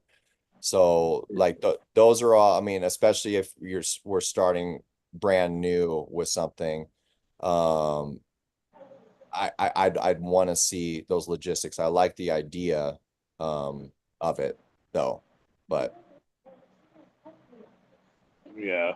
And as far as in a pay-per-view platform, the way that's going with the super match platform, I mean, in future, the North versus South could be a precedence for a pay-per-view event. Because a lot of the tournaments now are being filmed by Ion, which is now on board with UAL and stuff like that. So it's getting YouTube and soon to be televised recognition. And then we could use our own North versus South super match, like 40 plus super matches, like, you know, and turn that into a pay-per-view event. And I think that would probably do really well. I mean, the number of participants that show up, it's statewide, you know, and if you do get a couple big players to have a couple super matches, like you know, not just Mega Mike Tom Nelson, but if you get one or two more of the larger players on super matches there, that'll help boost and promote that event. Yeah, one of the beauties of North versus South is that it's able to grow within from a small scale because people like it and people, you know, want to get behind it. The reality of it in terms of like pay-per-view or sponsors is like I don't have a big platform. Josh doesn't have I mean, I'm talking about like YouTube, like where viewers are coming and stuff like that. He doesn't. Derek's got a pretty big platform and everything like that. So traditionally for events like this where you'd want to have a successful pay-per-view or big sponsors and stuff like that, you need that platform of viewership that's already established, where you can show them, that, look, this is what was generated last year or whatever. But that's what I think is really cool about North versus South, is it doesn't need it. You know, between North versus South 1 and 2, through the community, it's grown exponentially. It's one of those that you can nurture. You know what I mean? Well, you know who has a pretty good size following, who's, I don't know, I think he's kind of fallen off and he's not really using it, is ET. Yeah, that's true. Whatever happened to ET? I understand he's recently married, he's a new dad, but it seems like a lot of the content that he's putting out is just for him. You know, like, what about holding him what about holding people like him accountable who are a part of the community and are just, sorry man, but just not doing anything for us? You know, like since when did it become just about the individual? Like, even Devin, he's the most well-known arm wrestler in the world, and does it he's all about the community. You know, like, what about saying, hey man, you're a part of us. Can we count on you to do a small part in this? You know, like, I don't think that we're leveraging all of our resources. I'd like that, and that does make sense. I was kind of like thinking, who in California has the biggest viewership platform? Yeah, it's probably ET. He's got arm wrestlers and like random housewives alike, dude. Like, right. But the part I have to disagree with a little bit is, so Devin and ET have very different brands, and let's just be honest, you know, that's what it is. You know, he's got his brand, and I'm not going to say that he's not entitled to it. He brings in a lot of arm wrestlers. That's his biggest value to the community, is he speaks the language that non-arm wrestlers and youth speak. The brand and the product he puts out is something that speaks to them in a way that other platforms don't. You know, that their stuff gets lost in translation when it comes to the new or young arm wrestler. I don't think it's his responsibility to use his brand, so to speak. I wouldn't expect that. I think it would be great of him if he did, but you know, that's part of why he's so successful, is he has established his own original brand and targeted new arm wrestlers. And so I am grateful for that. But I also, Johnny, I do like where you're going with it, you know, like who does have that platform that would attract big sponsors. But again, to throw another flip side on that, I don't think North versus South needs it.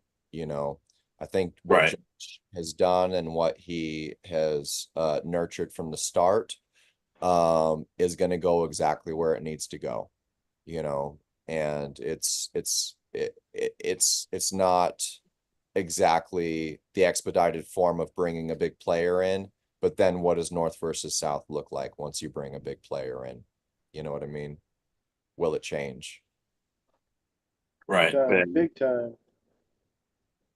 Yeah. I mean, because it is an event for, you know, some of the unknowns and the smaller players like myself and stuff to showcase and actually be on the stage in their own spotlight at the time. And I think that's where North versus South really shines. Plus, it is an opportunity to try to establish new things like the 145 class and things like that, which is great. Johnny has a good point. I mean, if we did have people with the backing in the community, that would help greatly. But I mean, just in the future down the road, just something to look at. Yeah. speaking of North versus South, you guys, documentary update. Benji, I've been going through Isaiah just gave me everything. He's been consolidating everything, putting it in a palatable form that I can, line and all that stuff. And man, what you guys did, unreal. The angles and stuff that you guys pulled together, this thing's going to be legit. Like, it's going to be really, really good.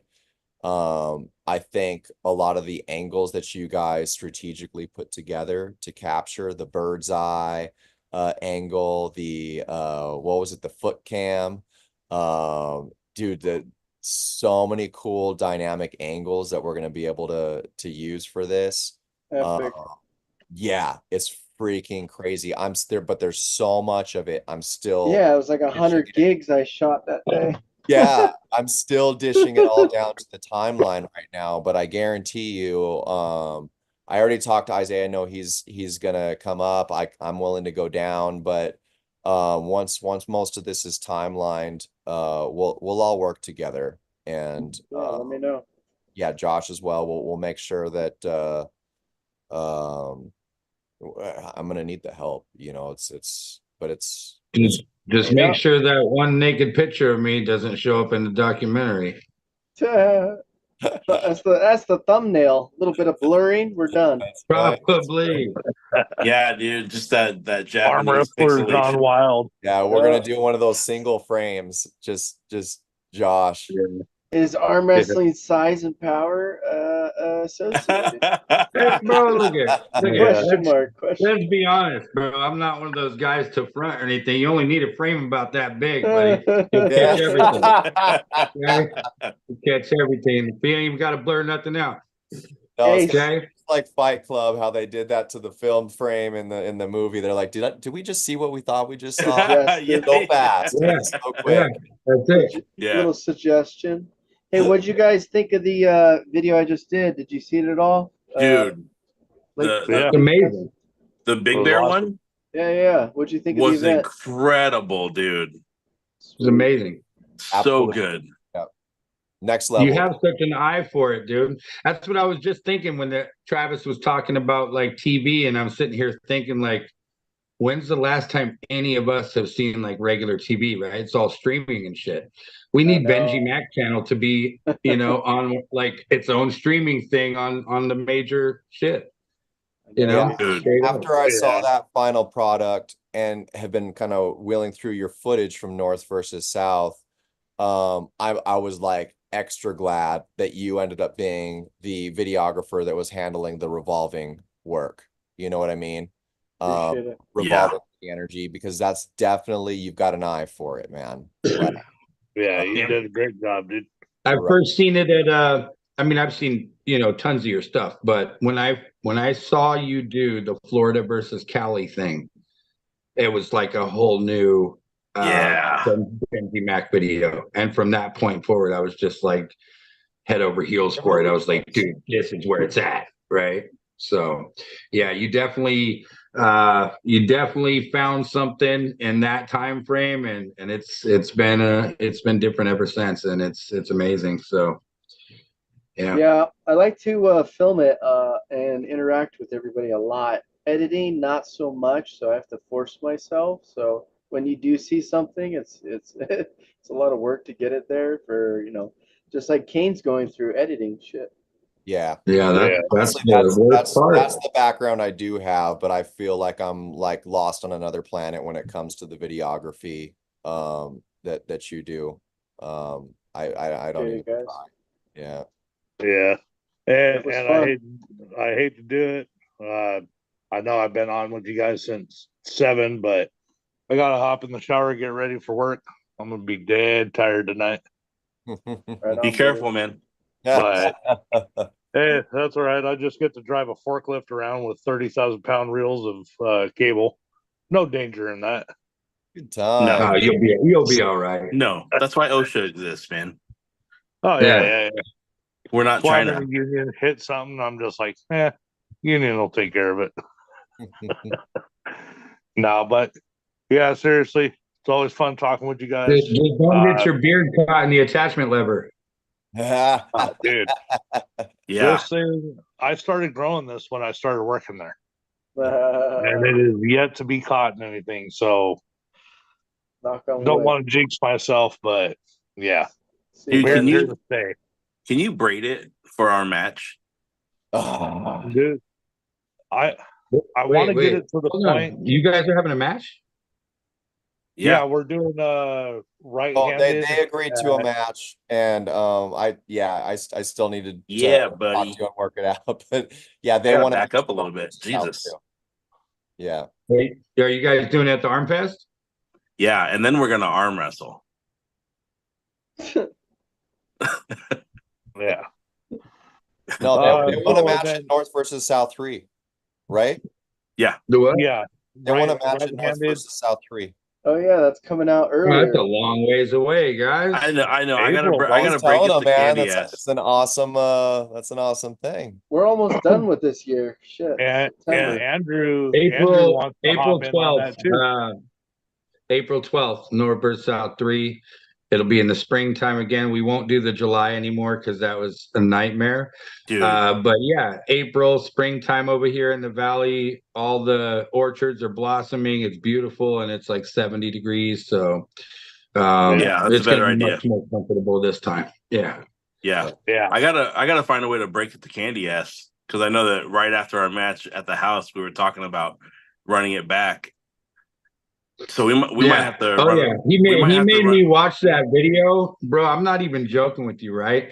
He called me like every night for 2 weeks, right? And he's like, "Watch that video again. I want you to watch this one part right here." Da da da da da. He goes, "Man," he goes, "that was the closest match I've ever had, dude. And Johnny is such a stand-up character. I just want to arm wrestle that guy anytime I can." And I was like, "Okay, that's awesome." Dude, he wanted to go against you left-handed so bad, like he wanted to do both hands. So I think that's what I might propose. Like, I know that we were talking about running it back, but I think Candy ass and I left-handed this time, and then Travis and I right-handed. Oh, that'd be cool. I think that might be. At least we got one easy match, and then you and Candy will have a war.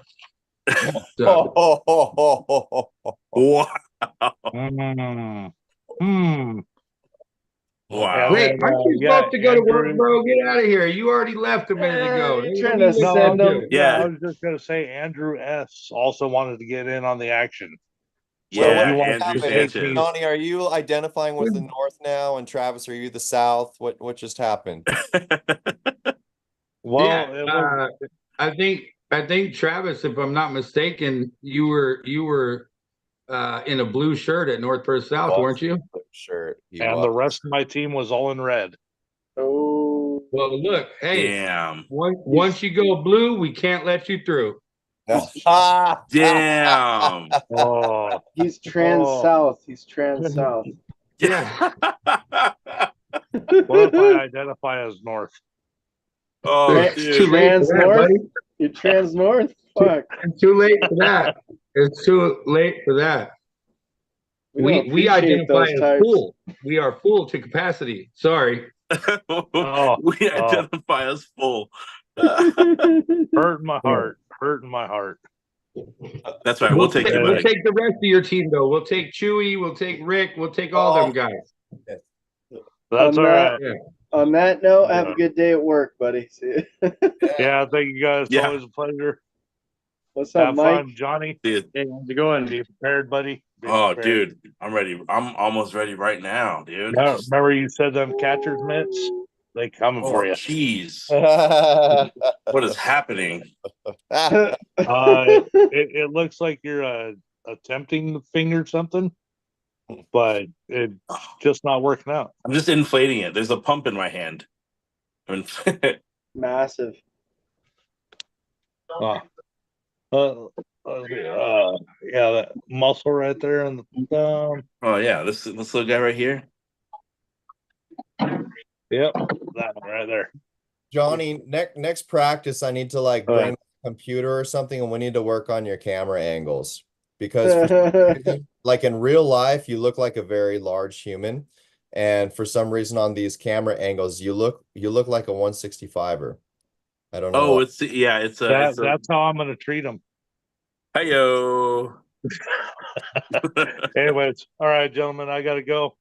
Enjoy See the you, rest man. of your night. You had to go like an hour ago. Yeah, I did. No, but- you say all right, bye. Oh, now if I can figure out how to close out of this later, guys. bye. Press the red button. It's like when you say bye and then like you and the same person walk Yeah. toward the No, same you say parking bye. space. No, you say bye. No, you Yeah, hang yeah, up. yeah. You say bye first. You hang up. I have to find it. Oh, there we go. All right, guys. Later. All right, See you, man. later. Peace. Better be the final time. No. There we go. He hops back on to tell us something else. Say, all right, bye, guys. I just wanted to say bye. I found out how to exit out. Yeah. We're still going to be on like 1 a.m. and he'll hop back on the forklift. Right. I have a Do you thought guys on have unifying. one of those older mirrors that's kind of wavy? Yeah, yeah. Your hair. No, the mirror. Like I got this one. It makes you look your arms like really. Oh, let's see really it. big. Let's see it. Oh. Oh, there you go. Yeah. That's what we need to put on your camera, Johnny. Yeah. What the heck? Are you sure? It looks normal. That's. There you go. Okay, now the angles work, Johnny. There we go. There we go. Yeah. Yeah. I guess I can't zoom in on myself. We know you're huge. We know you're huge. Huge. No, Huge. there's like a wave in the mirror, like in it. I like, can't see it. I know you can't. I just see a big old muscle. If I had a $1,000 phone, it might come through, but I don't play around with Yeah, mirrors, that's- dude. You ever seen Constantine? You don't play around with mirrors, dude. yeah. What else is going on? Oh, my back hurts. You ever Constantine or seen the Matrix? Was there something? You ever seen the clips where like no, Constantine, yeah, the demon in the mirror. Yeah. or you ever seen those clips when the mirror is like reflecting something that's different? Mhm. Like a Yes. vampire? Yeah. Or the times when it's snowing outside, and you can see the reflection like snowing outside, but it's not. No, I don't know that That's just you, bro. You gotta move. one. That's why he did move. That's That's why what that he's sounds here. like. That's why he's here. Dude, So- today was ridiculous. It was like 119 or something. Yeah. It's gonna get hotter the next 2 days, and then it's Dude, gonna go down. what in the actual fuck? 2 or 3 more degrees hotter tomorrow. Get ready. Yeah. Wait, you guys are hotter down there than we are up here? That's like a first in Yeah, the it's history. wild, We're dude. getting like weather fucking messed with. I don't know. Yeah, that's wild. Yeah, I was almost 100 up on the mountain, which was very weird. Really, Yeah. really weird. Tomorrow's supposed to be 112. The next day 115. Next day 113. Then 110. Riverside. Insane. I've Yeah, heard of not cloud cool, dude. seeding. I've never heard of sun seeding. Yeah, they're fucking. I don't know. It's the lasers, man. Well, The speaking lasers. of weather, Freaking laser beams. so Is this like the Mr. peak of the summertime? No, this is as high as it gets right now, though, right? It's gonna go down. Oh yeah. I mean, June's usually the hottest, not fucking September 5th. Right. Yeah, if you want that SoCal weather, Mike, you kind of got to be in like San Diego or something. On the ocean. They're getting a On little the bit hot, but Yeah, for the coast is nice. yeah, you're going to be like in the 70s throughout the majority of the year. But Oh, dudes. going into the Inland Empire, yeah, I you're gotta gonna take this. Hold be on. hotter in the summer, colder in the winter. But so Mr. Olympia, Vegas is a great place to be in October weather-wise. October? Okay. Yeah, best time to like go to the river. Yeah, to be in, that part of Nevada or Arizona. It's still like 90. Super nice. So if anybody does want to make the trip to Mr. Olympia, yeah, you should like go camping. You should go to the desert or something out Plus, there. you got San Diego. 24 days for the Greg Sharp little one-off World Series of Arm Wrestling, September 29th, Harley Davidson, San Diego. Right. I think I'll be Oh, there. wait, it's the 29th, not the 27th?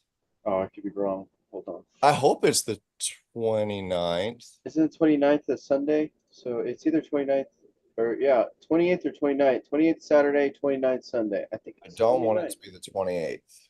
I want Let to me look. I'll check. I would have swore it's have to 29th. Let's see. Oh, you're looking? Yeah. Okay. It is 28th. See, this whole I got time my, I committed to something, but I thought that it was November, like last year. Well, that's the finals, bro. This is a one-off. What's the one-off? One-off is just Harley wanted to throw a tournament, and he's like, all right. So he has Mega Mike versus Jody doing a super match, and then they're okay. doing just a one-off World Series of Arm Wrestling tournament, not associated with the finals. Okay, so the final still is in November. It is actually associated because they're going to do a military qualifier for the finals. But yeah, November 2nd is the finals still. Oh, perfect. Okay. Yeah, Cool. just let you know. Yeah. Yeah, and that doesn't interfere with Friendsgiving. Perfect.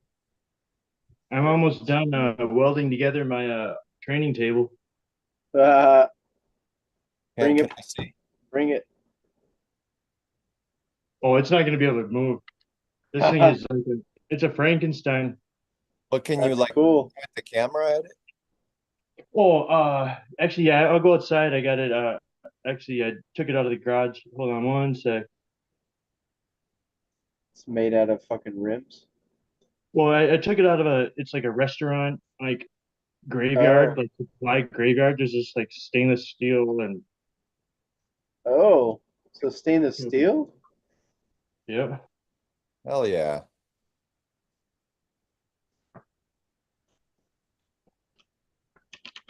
Danny Dowler says, damn, you guys are still going. He's laughing at us. Yo, Danny. It's pretty hard to weld stainless. Well, it's pretty hard to weld it pretty. Okay. I wasn't going for pretty. I like that. I don't have like the argon gas right now to TIG weld it. It's just make it strong. Yeah, that's fine. I'm not an amazing welder. I just get it done. I make it strong. Yo, Josh, are you going to be down there helping out for Olympia in Vegas? Yep. Good. I'll be there for Olympia in Vegas. Then I'll be at Travis's for his Friendsgiving. Then I'll be at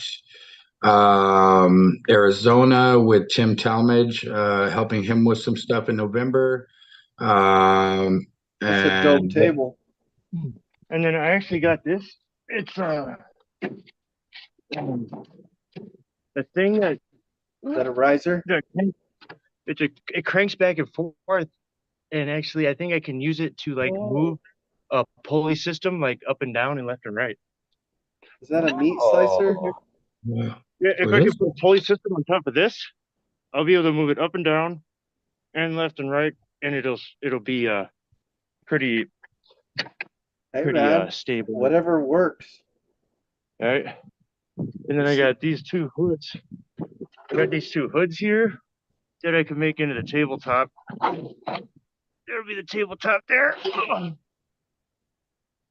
Oh, it's hardcore, bro. Do you not have a table, Mike? It's almost well, I don't have a real table, no.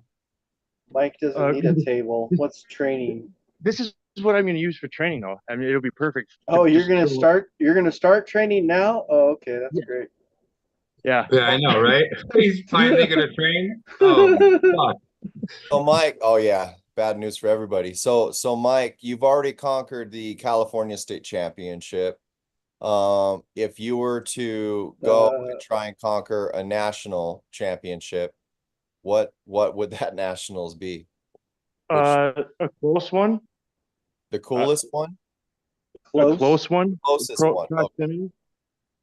Closest proximity. Yeah, I don't know because they usually go to different towns, right, each year. States and shit. Well, for well, yeah, there's a qualifier for nationals and Arnold's and all that, right? I think Usually. Yeah. Yeah. IFA has a qualifier that's somewhat locally. I think they do it. I know I've done theirs in Reno. Oh, so you have to qualify at a qualifier to go to the nationals? You can't just Yeah. go to the nationals? Oh. It depends on It depends on, like we were talking about earlier, organization. If it's IFA, IFA, you can just show up and enter.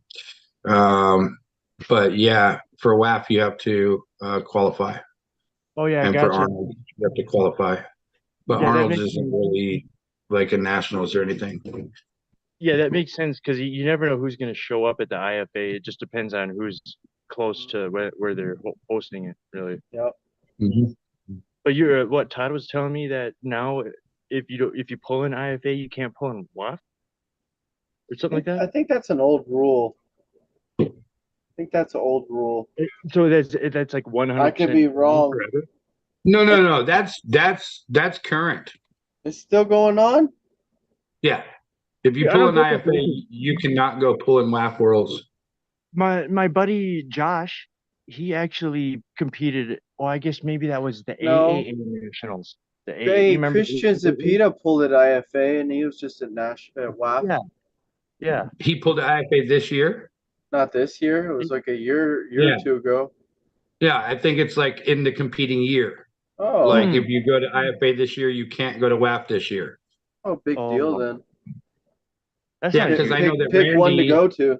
Who cares? Yeah, that's not a big deal. Randy was looking at WAF, but because he is pulling in Greece or whatever, or he was going to pull in Greece and he pulled the IFA Nationals, he said that he wasn't able to pull WAF, so then he only is going to Greece. So yeah, I don't know like why that rule is made or what, except for just to,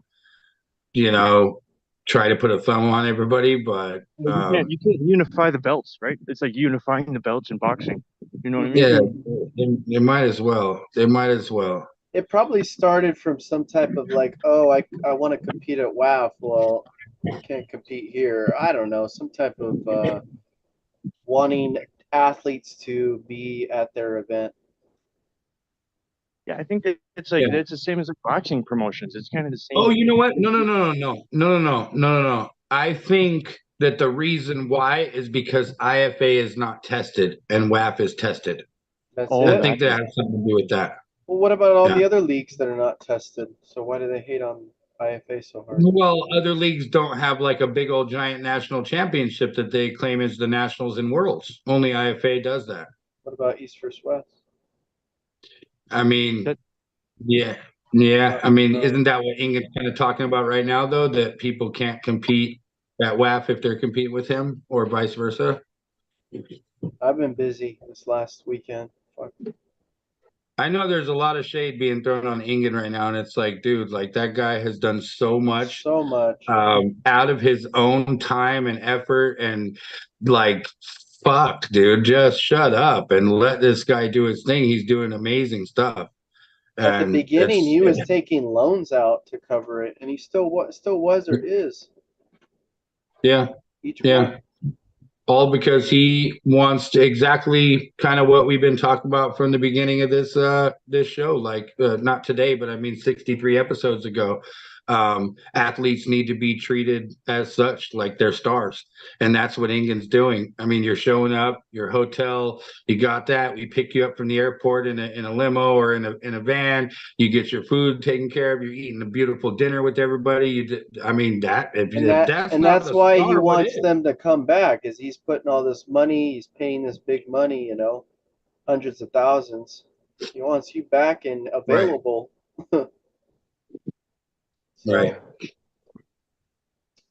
I Yeah, get those it. are hard things for I think a lot of people to understand. But yeah, that's natural that for his first one getting it started, you know, like we were saying earlier, you need proof of success or your own money to get something started and funded. And for him to realize in the beginning to do what he wanted to do at that level, yeah, it would he'd have to go in Enormous risk. at It was a not going to work. Yeah. yeah. So yeah, but that's how it always is. People doing big things in the world, you know, they're gonna get shade thrown at them from some direction or another. But yeah, it's huge. As soon as like King of the Table came out with what they were doing, I was just like, it was like a breath of fresh air for me, you know, because I already had the arm wrestling bug and was super into it, but I understood that this was a niche sport, you know, and it was always going to be a niche sport unless something different was done. And there was no WAL because of freaking COVID, so they had a time to enter, and now they're established, and now they can make rules. And how are they going to take over or not? It's playing out before our eyes. Right. We're watching the early days of UFC. Yeah, I predict good things though.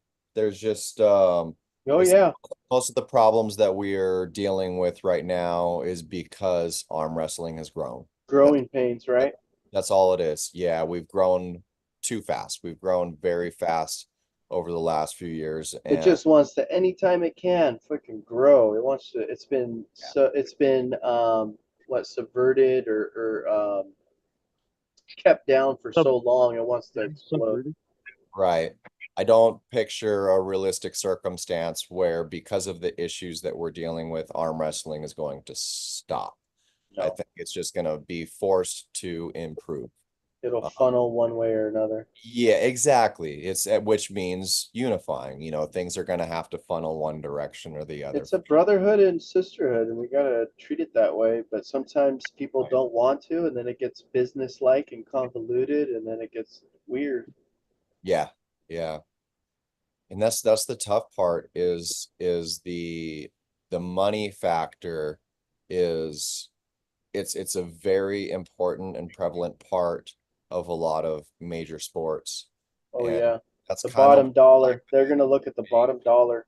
yeah, and that's where like a committee or whatever to protect the integrity of the sport comes in. But beyond somebody or people getting rich or profiting, like money has a different purpose. It does have an important purpose in these sports. Investment. Basically to fund something that is successful and unified. Invest in the sport. Yeah, it goes back to the sport, the professional athletes that are now legitimately professional athletes, more opportunities, like money does all those things. So yeah, like people don't have to like immediately when you see an organization starting to make money or do well, the first thought shouldn't be to throw rocks at them. You know, the first thought should be like, all right, we're seeing money in our sport, you know. Yeah. How are they gonna do? What are they gonna do with it? Let's watch. Let's motivate. Right. Especially if you're seeing it go to the athletes too. If athletes are taken care of, then you know we're definitely a step in the right direction. Like never before. Right. Yeah. All right, guys, I gotta run. Thanks for having me. Yeah, let's just call it a night. We've had a long show. Now, I really appreciate you guys coming on and everybody in the chat. A lot going on, a lot coming up. I know I'll see you guys all soon. Fuck yeah. Keep killing it, guys. Good job.